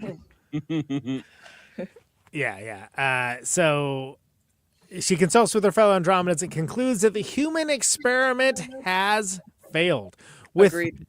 Can I say one of the great moments I feel like of her performance, Emma Stone, in this is that like it's a conflicted decision. Like she doesn't come by it easy. There's like genuine pathos to this. By the way, if we haven't mentioned, their outfits are basically gigantic sweaters. Like they're basically alphabet sex cardigans, but pink and a jumpsuit. Yeah, yes. I mean it's it's a bold decision for character. Which total departure from Save the Green Planet, where the last few minutes of these characters' lives, they're basically fighting with the Andromedan. In like this crazy like kung fu thing, and then one of them gets hit by a robot, and then the guy's like, "All right, I'm fucking done with this." When he gets up there, so then I feel this is better because we have her asking for an update on like, well, how are the rest of the experiments going? And they're basically not good, Emma, not good at all. Not great, Bob. Not great, Bob. But you see, like she doesn't want that to be the answer. Right. And that's something that like that's what elevates it beyond like just like a kind of a cheap comedic play to being kind of like, well, this is, she's genuinely conflicted on this and it's going to mean. Well, she says the more time I spend on Earth, like, it's a toxic relationship, but she's like, the more time I spend on Earth, the more I feel myself becoming like one of you.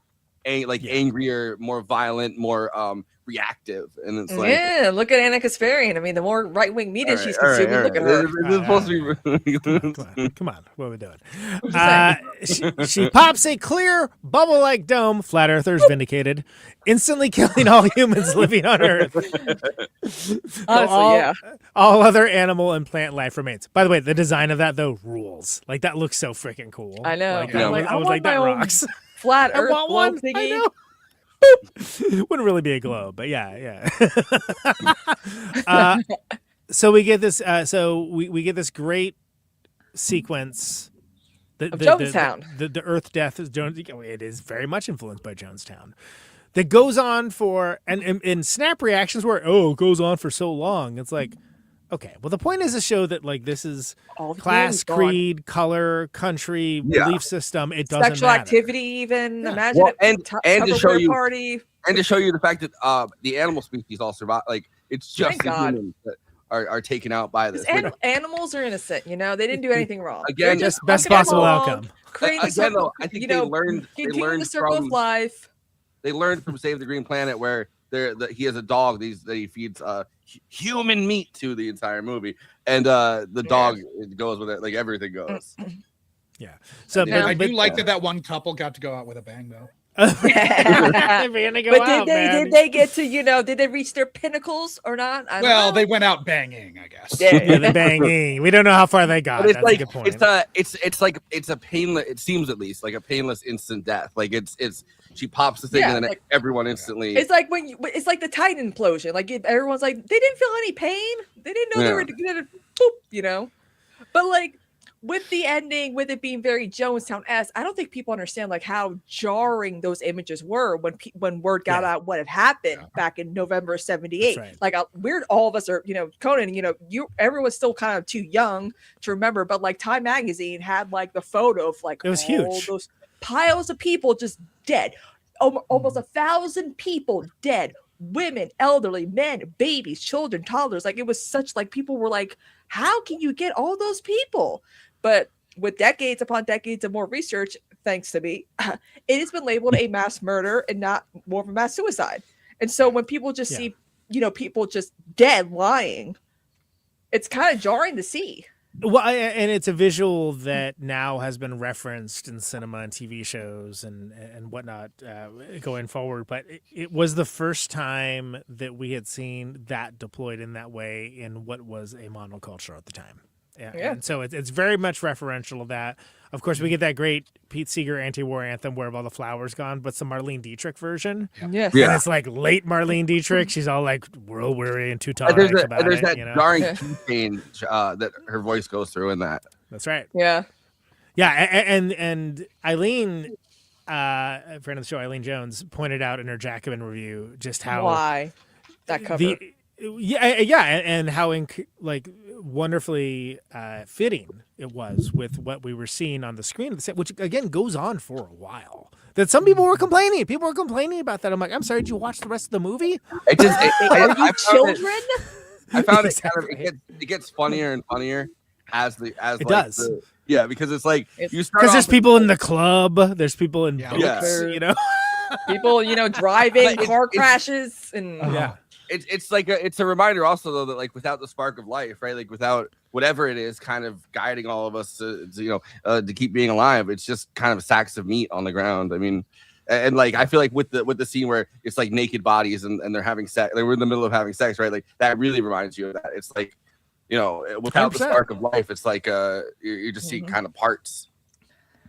Right. So heady ending. But the animals survive. The animals survive. Michelle gazes out at the planet, now devoid of human life, as birds, fly, and bees slowly return to Teddy's apiary, or beehive if you're not fancy. in the form of Bugonia, the ancient ritual of the bees coming out of the head of the ox. Exactly. So there you go. It's Bugonia, everybody. It's an ox cord. It's the AUX. Yeah, the head of the ox, AUX. I love it. I mean, like it's obviously I love weird, bleak dystopian BS. That's kind of like my love language. So of course I dug it. But like I'm very much. How can you look at recent events and like recent man's inhumanity to man and like look at that and be like, yeah, well, we had it coming, and not think that way. I mean, it's like, yeah, well, got us there. Yeah. Well, and I mean, we're willfully killing the planet, which he says, like, yeah, we're asking for this. Is it a harsh joke? Sure. So's life. I mean, like, and it's weird to be sort of like, yeah, well, like when you see like the extinction of the human race. Yeah, and you're like, yeah. I guess we were asking for it. It's crazy too. That would have been a good needle drop as well, Kristina. Yeah, it goes back to like you're down in spring, but you're up in May. Yeah, seriously. It's like what? Really? It's because again, a lot of people just can't handle that. Thing like imagery and all that can be. This is why I hate how puritanical younger generations have become when it comes to engaging in art, because a movie like this is like, this is too, how dare you show all these people just lying there dead. I'm like, well, it's happened before, actually. Okay, it's a thing that's actually happened, not from popping the planet, but cults, war, genocide. Like it's a thing. We got to accept it. Okay, just because your social media platforms are blocking out all of the images from Gaza, and now it'll surely be Iran too. Just because that's happening doesn't mean that those images aren't there. Also, on the Poor Things discourse, I'm like, if you hated Poor Things because you thought Yorgos was exploiting Emma Stone for sex scenes, which she produced the movie, Bugonia doesn't have any of that, so maybe you might want to watch this one. Well, because all the guys chemically castrated themselves. Yeah, see, exactly. What's wrong with that?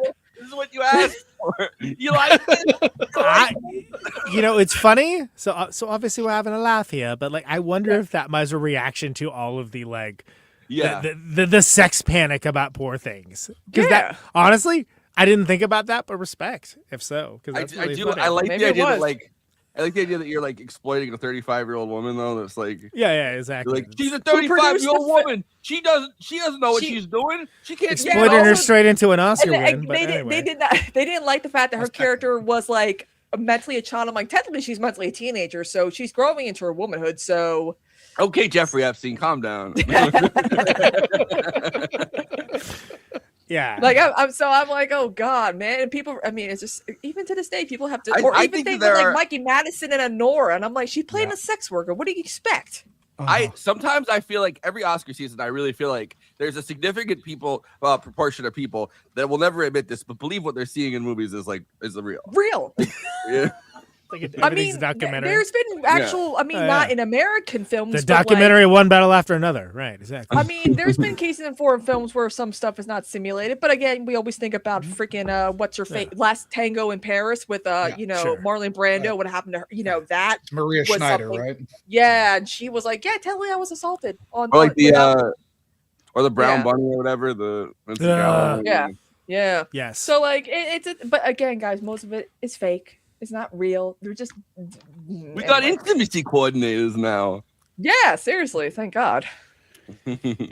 Just time for a new Game of Thrones movie to retcon the last 2 seasons, right, Conan? I wonder what the intimacy coordinator. Imagine being the intimacy coordinator on set for Bugonia for that one scene where it's the 2 dead people. It's like, okay, you're just gonna lay there. All right, so here's your direction.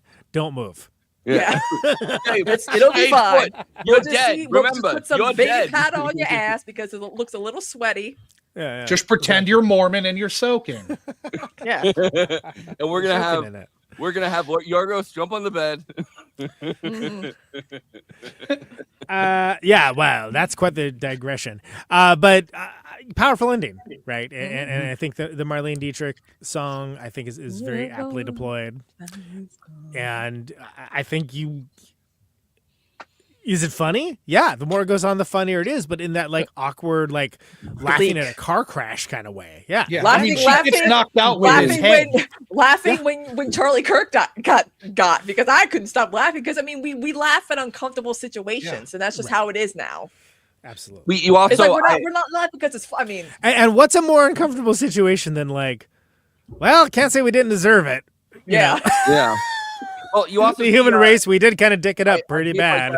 Gave a chuckle of recognition when it's his Yorgos Lanthimos, his friend Yorgos, that's been in every one of his movies. He's always has a captain. Piece, yeah, it's great. It's like Joe Dante with Dick Miller, throwing Dick Miller in and everything. Yeah. It's or Sam Raimi with Bruce Campbell for a long time. Sam Raimi and Bruce Campbell. Who has cancer, by the way. Pizza Poppy's got to get paid and get radiation. Yeah. So thank you, Pizza Poppy. Love out everybody. to you. Yeah. Hard, but bless up to Bruce Campbell, who's Bruce Campbell, one of the best. Legend. Yeah, friend of the show, Bruce Campbell. No, but there's the thing that I love. I did interview Bruce Campbell for a zine I did back in the 90s. It was real nice. Oh, cool. I might still have his email somewhere. He seems like he's nice. He seems like a nice guy. Yeah. He's great. I doubt he should have been I doubt he's gonna be doing a lot of podcasts now. He has cancer though. Probably not. Yeah, but he was in great cameo in Lodge 49 and all kinds of stuff. We're just so much. So good. The Fargo season where he plays Ronald Reagan. Perfect. Great casting. Yeah, it's so much smarter in real life than Ronald Reagan was. Yeah.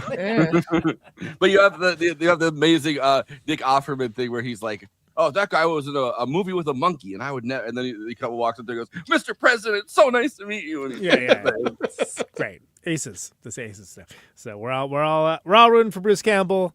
We are pro Bruce Campbell podcast, but not Ronald Reagan. Ronald Reagan, dead, can also go fuck himself. Thank you. Dead. Wait, it's very very brave of me to say that about a dead man, but anyway. Dead. Wait, is it still dead? You're still getting up for work or whatever? Yeah. Oh yeah. Dead. No excuse for laying off work. Yeah. Time Bandits. Yeah. Great. We might still have that. Yeah, we do. I think. Oh, here it is. Oh man, dead. No excuse for laying off work. That's great. Fucking Terry Gilliam, man. Time Bandits. It's like 81 or something. He did that shit. Anyway. Yeah. Crazy. Right. Ronald Reagan was elected president. Little man called Ronald Reagan. Letterboxd, of course, is a place for film lovers to talk out with and to each other. A social media site where people will chime and opine about the movies that they love, maybe the movies that they didn't love, maybe the movies that they just want to talk about Stavy Baby because he's very online. And of course, Stavy. Yeah. Sexiest man alive. And of course, everyone gets to have their say It's not just Siskel's and Eberts of the world. It's a bottom-up democracy. Everyone gets to chime and opine. And this is best expressed succinctly, where they're collected weekly by yours truly for Forrest and the rest of the panel to react to. That's what this is. These are the Letterboxd one-liners for Bugonia, baby. Let's go. The Jennifer Aniston masks made me laugh out loud. Yeah, I'm amazed they didn't play the Friends theme song during that scene. That was hilarious. What a time for a Neil drop. That would honestly, that would be if you took that whole sequence of the abduction sequence and put the Friends theme song over it. Yeah. That would honestly kind of kill. I'm not gonna lie. Yeah, that'd be amazing. That. The Rembrandts needed another. All right, someone do that. If somebody hasn't done it, someone in our audience should, and get like maybe 400,000 views, right? Yeah. Me posting my exactly. That's true. That's a good point. Me posting my Letterboxd reviews into the void. Let's start a dialogue. I love when he goes dialogue. What is this? Death of a salesman? And it's like it's such a funny character detail that's like the first like film or play or something that comes to mind for him. Yeah. Obviously, he's a very Death of a Salesman-esque character. Kinda, yeah, absolutely. Justice for Donnie. Let him go to the bathroom. Yeah, exactly. We didn't even talk about that. It's such a chemically castrate. He's got to go. I thought that he was gonna like wet himself. Like I thought that scene was gonna go way darker. Right. Well, I mean, it was pretty, but I thought like what was gonna happen is he's gonna like piss himself at the table, and it was gonna be another one of those like, Don humiliated on the world stage moments. Well, and that review is Amelia from she's the AP on Doughboys. Oh, okay, great. By the way, the GIF of Jesse Plemons like running on the table over to the other side. Yeah, that's a good, amazing. It's a great GIF, and it does kind of look like somebody said, what is it? 28. What's the vampire? The night, 28 Days of Night. Is that what it is? The 48 days something. There's days, there's night, there's vampires. It's a crazy film. It's a crazy picture. Sure, whatever it is, they move real fast. Thank you. That moment though, it also like you've seen it in the flashbacks where it's revealed that like there's more to the relationship between Teddy and Michelle Fuller than you initially thought. Like, oh, he just kind of picked this random person. It's like, no, she's both his boss and his mom was in this weird experiment that that ended up with her in a coma. Like that whole scene between the two of them, you're like, oh shit, like there's so much more to the story that they're only slowly teasing out. Right. It's I was 10 days off. It's 30 Days of Night. It's 30 days of night. Okay. All right, oh, there's too many days of night. I can't. I was like, whatever. There's night. There's vampires. They're moving real fast. What the Answer Man? Well, there's also the 40 Days and 40 Nights movie that has Josh Hartnett in it. He's in 2 movies with numbers of days in it. How dare he? Yeah, I know. Days and days and days. Don't piss me off unless you want to hear my big brass band leitmotif. the big brass band leitmotif, I'm pretty sure is one of the ones that it sounds like a Clockwork Orange, and it's the second movie this year, this and One Battle After Another, that has like a very Clockwork Orange style leitmotif in the music to it. Hell yeah. Yeah. Missed opportunity to have Emma Stone type boobies on our calculator. Yeah, what I just said. Exactly. She's like, yo, I got a few more numbers to type in. Let me see. Blah, blah, blah, blah. I gotta wait. Oh, check it. Oh yeah. And Jesse Bowman's like, respect. There's no more. There's no global democratic order. There's no boobies. Actually, that's what brought them together finally at the end. Yorgos Lanthimos is just like me for real, obsessed with Emma Stone doing weird shit. True. I love the Onion article that's like Yorgos Lanthimos 2 movies away from hanging out with Emma Stone outside of work.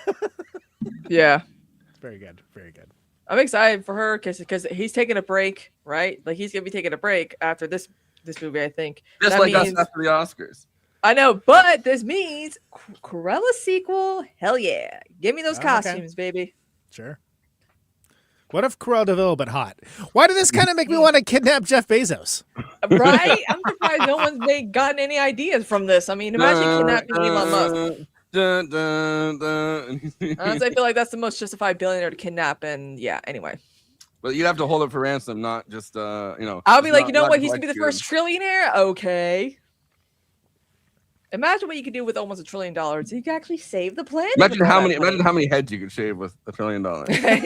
So that's buys a lot of electric razors.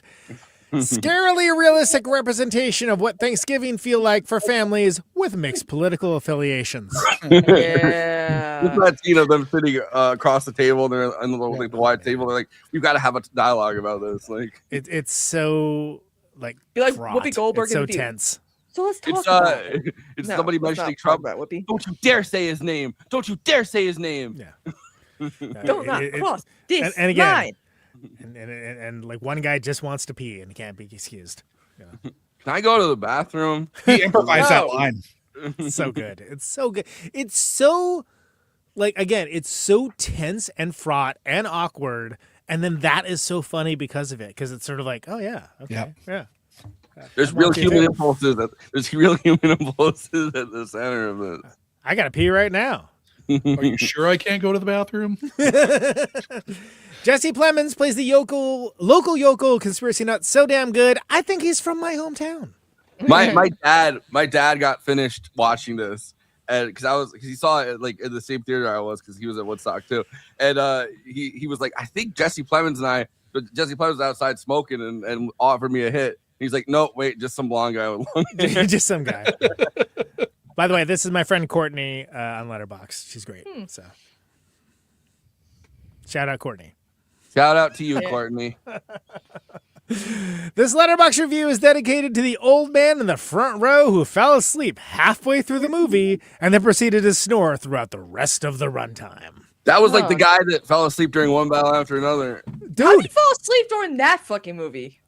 And this made me laugh extra hard because I think I told you that happened to me at Poor Things too. The guy posted up in like the row behind me and was just sawing wood like 2 minutes in. Someone decided I mentioned this when I saw the new Fantastic Four movie. The guy came in and just went right to sleep. I'm like, why are you sleeping now? Was that me though?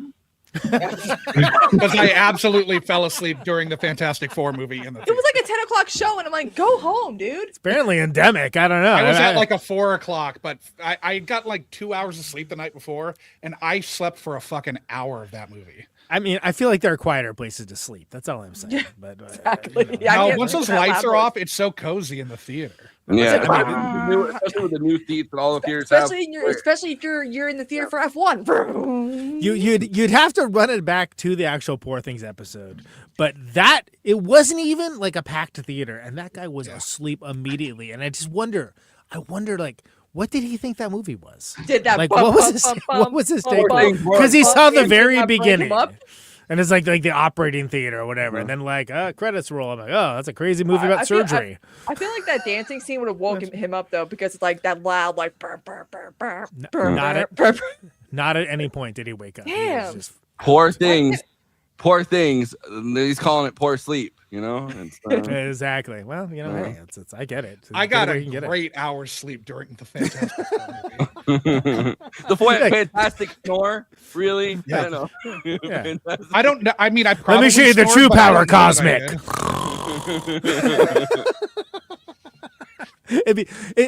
In my mind, Josh, you are doing like the cartoon thing, the heavy snore with the whoop whoop whoop whoop whoop whoop whoop at the end, right? I could ask my wife, but yeah. Was she awake the whole time? Yes, she was. Okay, all right. She's that terrible CGI didn't get baby. 2 hours of sleep. I had like bullshit podcast stuff that I had to do, like editing things. So yeah, it's always like when you get 2 hours of sleep from doing podcast stuff, it's always like, come on, I'm not even doing anything. Like, it's not like I'm doing something life changing. You're just I'm doing something really ultimately very stupid, but necessary. Right? Yes. Those are the Letterboxd one-liners for Bugonia. At Movie Night Extra for our Movie Night HQ account, we have all the great episodes that we cover on here. We have links to all the stuff, the various mediums to engage with all of that, as well as extended short form content, write-ups, all that great stuff, so much more. Adding to it, more and more all the time. Always, please follow the Letterboxd HQ account at Movie Night Extra for that. Be a Movie Night Extra. Follow Movie Night Extra. Thank you. Local Andromedan over there. It's your host, Forrest Miller, at Always Flacco. You can find him watching F1, apparently. I don't know. I haven't seen that one. Here's the thing. I made a pact with you to watch Save the Green Planet. It's okay, you did. But yeah, I know. I forgot. Sorry. I made a pact with you to watch F1. Well, we're fucking doing it on Friday on the speed round, so I guess I better do it, huh? Speed round is right. That's kind of the plot. I owe you one on Save the Green Planet. Sorry. I got the only movie I have to watch before Friday that I can't is K-pop Demon Hunters. Yeah. So he's logging all that stuff and so much more. Follow him at Always Flacco on the Letterboxd platform. I am the alarming YouTube rabbit hole at Conan Neutron. Please follow me for the. You learned all about ships on YouTube, though. He went down like a crazy rabbit hole. Falconry, whatever floats your boat. Is that how Jessica Buckley learned falconry in Hamnet? Yeah, she's like, I went on YouTube.com. I found how to do falconry. Apparently. But you were inspired by Hamnet, Conan, for the falconry? Oh, yes, of course. My favorite movie of the year, Hamnet. Yes, of course. Hamnet, get back in here. So follow me for the highbrow, the midbrow, the popular sphere, all that stuff. Criterion Challenge well underway, about a third of the way through. And if that sounds impressive, it is. But it's mostly because I'm not going to be watching anything for the next month. So I have to kind of run ahead so I can be like the rabbit and the tortoise and the hare and fall asleep by a tree. You keep on saying stuff that's the plot of F1, and I'm just running ahead. This is just F1. Round. Yeah, it's like speed round. Got all the. He said vroom. So follow me at Conan Neutron. I should maybe consider putting that in the name too. Anyway, whatever. Kristina, the Andromedan language translator, is at Kristina, and you can follow her on Letterboxd as well. I'm gonna be logging some movies this month because a lot of horror movies are dropping. The Bride, She's gonna be logging there's some horror movies dropping. Also, breaking news: it looks like James Tellerico defeated Jasmine Crockett in the Texas Senate primary. Oh, you know what that means? Wait, no, fuck. Liberals are so fucking mad right now on Twitter, and I'm like, they're insufferable. Anyway, that might make it more competitive, and you know what? That's neither here nor there. That's we'll talk about that never. Hopefully, follow Kristina, and see what her journey's up to. Lots of Wuthering Heights, I can tell you that much. Josh Duggan is Old Man Duggan on Letterboxd. Great Letterboxd follow. Arguably why you're on this show at this moment in time too. Right? Like so yeah. Love reading whatever you read, especially when it's Hamnet and you agree with me. I did not like it at all. Thank you. So we were streaming the SAG Awards live. And your review of Hamnet came up live. It dropped. So I was like, we were reading it on. It's like vindication. We're like, well, I wrote a longer takedown of it on my Substack too. But I wasn't checking Substack at that moment. No. That dropped after you. But it was just funny. I was like, fifth hour of the SAG Award. I read it like it was breaking news. Breaking news. Yeah. Also, we'll mention the plugs too, but we're doing a speed round on Friday for Hamnet, F1, K-pop Demon Hunters, Sentimental Value, and Train Dreams. Yeah. So I got to catch up on F1 at least. So catch up. That's the plot of F1. That's what happens in the movie. It's crazy. How did you know? A quick study. Hit it with the plugs, please. If you're watching us on YouTube, please like and subscribe, and then hit the bell to get notified whenever we're streaming. And we'd humbly request that you watch the video to the end because it helps us with the algorithm and helps more film fans to discover the show.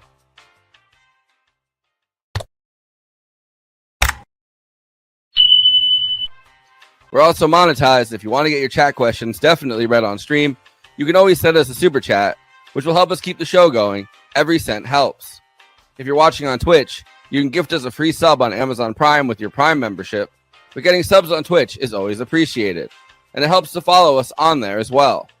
We also have an audio feed, which is available wherever you download podcasts, if you prefer to listen to podcasts rather than watch the stream.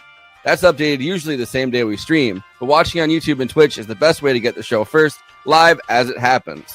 If you want to support us with a monthly donation and get access to all of our after parties forever, which go patron only after we do them, you can become a patron at patreon.com/movie night extra. Link is in the description for that. It really helps us keep the show going since we do have some expenses to make this happen.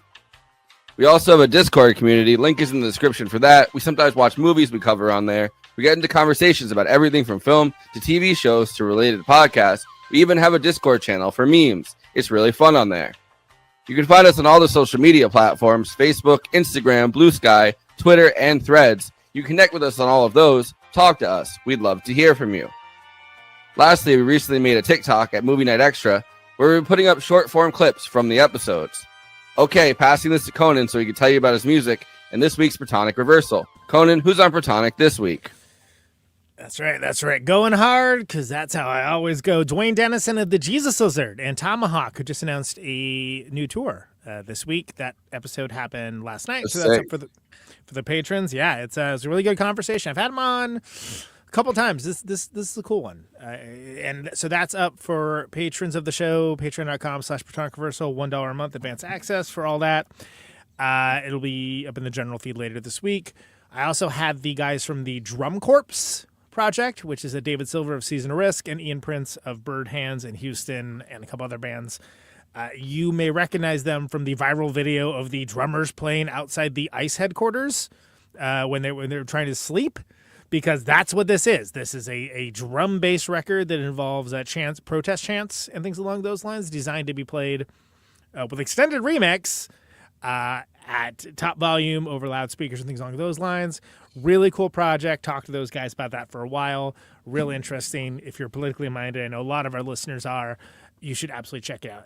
It's really neat, and it's a very cool record that's coming out for Record Store Day, but you can listen to it on Bandcamp now and buy the digital as well, and all that good stuff coming up.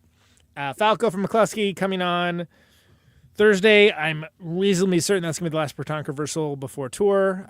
Come check it out for that. Of course, McCluskey hitting the road in the U.S. Coming up.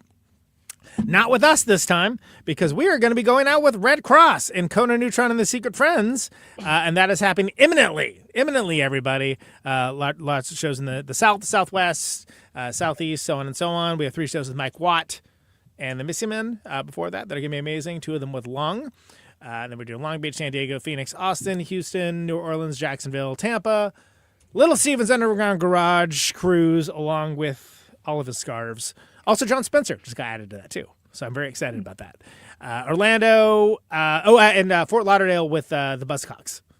So that's pretty cool. We get to play with the Buzzcocks. Awesome. That's neat. I'm pretty into that. It's like, top 20 band of all time, NBD. Atlanta, Nashville, Los Angeles. We're going to be out for about a month. So if you're on the West Coast or any of those places, please come out. Come say hi. NeutronFriends.com, NeutronFriends.bandcamp.com. Way the Neutron. The postcard sets and records shipped today. So they did. Josh Duggan, who is on screen right now, his record shipped today. And the rest of the pre-orders all shipped last week. Postcards look amazing. We have a limited amount of them left, not many, like 20, I think. So if you're into that, neutronfriends.bandcamp.com, Way the Neutron. The second the after party is over, which we'll talk about momentarily, I'm going on 1001 Album Complaints to talk about my record. Where they're doing a special episode about the Way of the Neutron, so that should be really good. Also doubly notable because I just had Tom from 1001 Album Complaints and Stay Puffed on, which they're going to be coming on for the Ghostbusters episode that we're going to be doing. This is a lot of interweaving, isn't it? Yeah, your plugs are really, whew. In April, they're coming on this show because it's a Ghostbusters themed concept record. So those guys are coming on for that. I just had Tom on my show, Protonic Reversal, and I was just on their show to talk about Rock from the Crypt, Scream Dracula Scream, which is a really great episode. So if you'd like to hear more music talk about records that you already know or maybe don't know, please check out that episode. You can find that in my link in my bio. I think that's it right now.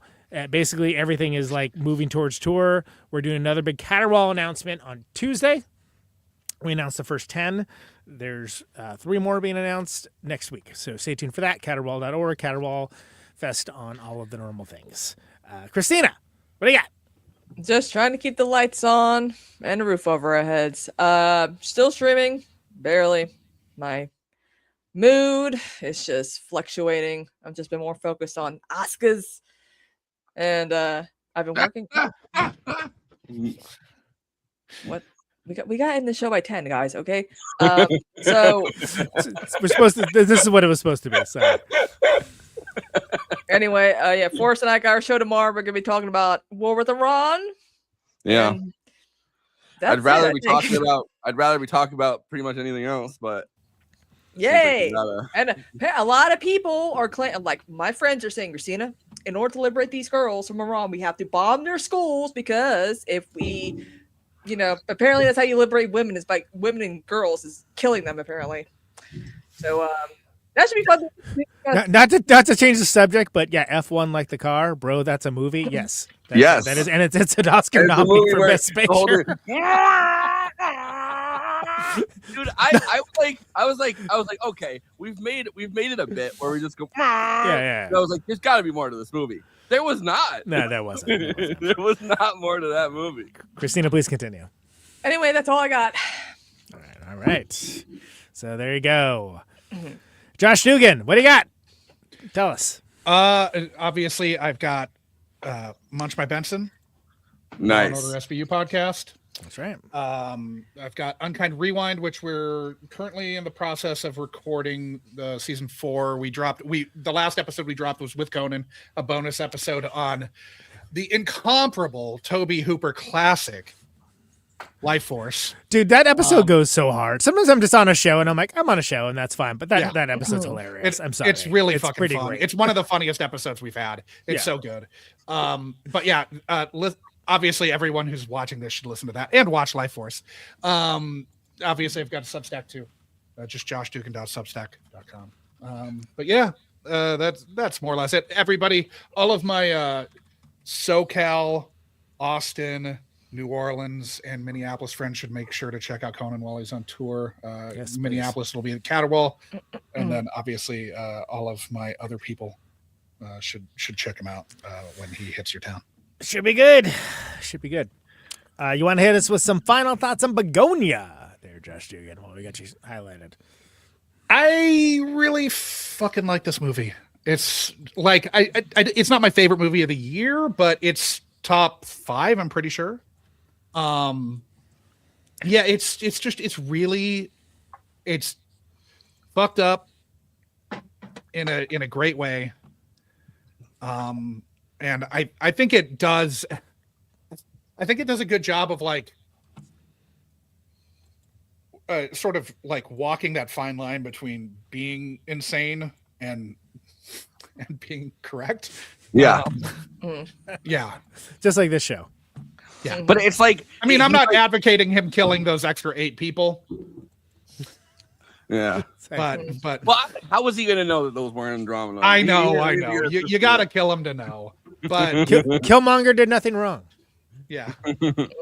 No, but there's like a there's just like it's not accidentally right, but in a way it is. It just feels like by the time he realizes it's right, so much for him has gone wrong. Then it's like it's such a Pyrrhic fucking victory. Well, yeah, because you can't beat capitalism is what's going on. Or in this case, Andromedanism. yeah, but it's capitalism, obviously. Yeah. Crabtalism. You'll be the kids in front of the tanks in Tiananmen Square. Yeah. Kristina, final thoughts. This is probably Yorgos' most tame movie. And but it's still good. You know how everyone was like, oh, Emma Fennell's Weather Heights, it's so raunchy and sexy and freaky deaky pornographic. And I watched it and I was like, did y'all not watch Poor Things? That was what was missing from Weather Heights. Freaky deaky. Yeah, Poor Things. Fuck around and find out. Exactly. Like y'all don't know, man. I'm not no montages of people clothed while they're no. Anyway, this is still very good and a better, superior adaptation of another film. Right. Which, as we have dictated many times over, that's what you do. Do the ones that didn't quite land. You know? This is how you do it. Or they didn't land. I mean, in America, right? Like I think. That's another thing too. Like or Atlantis. Whatever. That's like very into like an eclectic version of eclectic number of films to like really be like, oh yeah, I saw Save the Green Planet in 2003. Yeah. So I mean, it's great. Emma Stone is doing another performance. Definitely Oscar nominated worthy. I feel like at this point she's kind of becoming like our generation's Meryl Streep, where it's like, oh, we're gonna nominate her again and again and again. She's always great though. Is a thing. Yeah, so, I don't. It's rather watch her than Meryl Streep. Oh yeah. True, but it's funny that there's like one year, what? There's 1 year where it's like La La Land is what she's up for, and then the next few times she's up, it's like for freaky, like the freakiest roles. The freakiest, craziest stuff. Yeah, exactly. It's great. I love it. I mean, it's one of those things that for a time period, I just kind of dismissed Nicole Kidman in the same way, and I should never have, because To Die For, she lets you know out of the gate what she's up to. You should have been familiar with her game. Yeah. So if you haven't watched Bugonia, definitely. If you're someone who's like, oh, poor thing's too much, Bugonia is definitely your movie. Don't watch Kinds of Kindness. You will definitely won't. Well, there's different kinds of freakiness than just than just sex though. Like yeah, but that's the stuff that people can't tolerate. It seems. Yeah, it's weird. Yeah, boy, am I not built that way. All right. Yeah.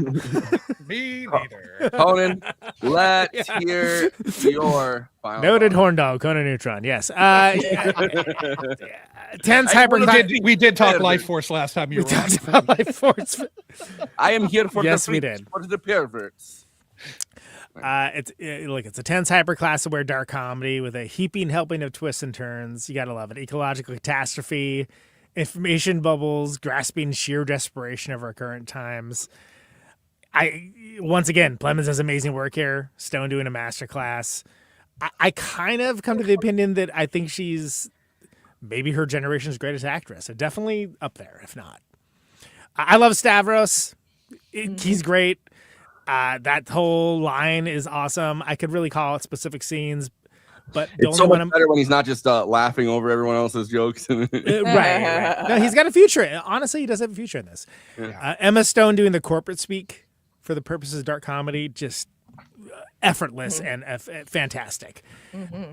I actually did appreciate the ceaseless brutality and meanness of Kinds of Kindness, but I'm a big Poor Things and Favorite fan, and this reminded me more of those. Yeah. I think the ending is shocking but deserved, and I think if possible, and it probably isn't that possible, but know as little as you can before watching it. Well, I mean, if they went through if they're watching this show, maybe that's too late, right? But yeah, great movie. In my top 10 of the year, and I actually in my top 5, I believe, and really, really great. Just very much meeting the moment. Yeah. So we're going to be hopping over to the after party. We're doing the after party where Josh and Sean from Unkind Rewind are going to be giving us their Oscar picks. So I think that's our second to last one we're doing before the Oscars for Oscar picks. Friday, we're doing a speed round of five movies that we didn't cover, including Sentimental Value, F1, now I'm Train Dreams, K-pop Demon Hunters. By the way, more annoying stuff we do for you. We don't do this for us, by the way. Yeah. You're not doing I'm doing this. I'm watching 3 hours. Oh, we are doing it. Round for you. Hamlet's in the speed round as round. But yeah, so we'll I can sum it up in 2 words. It stinks. Anyway. Besides, I'm going to say there's no payoff, there's no money, there's no legal system, there's no Congress, there's no America, there's no global democratic.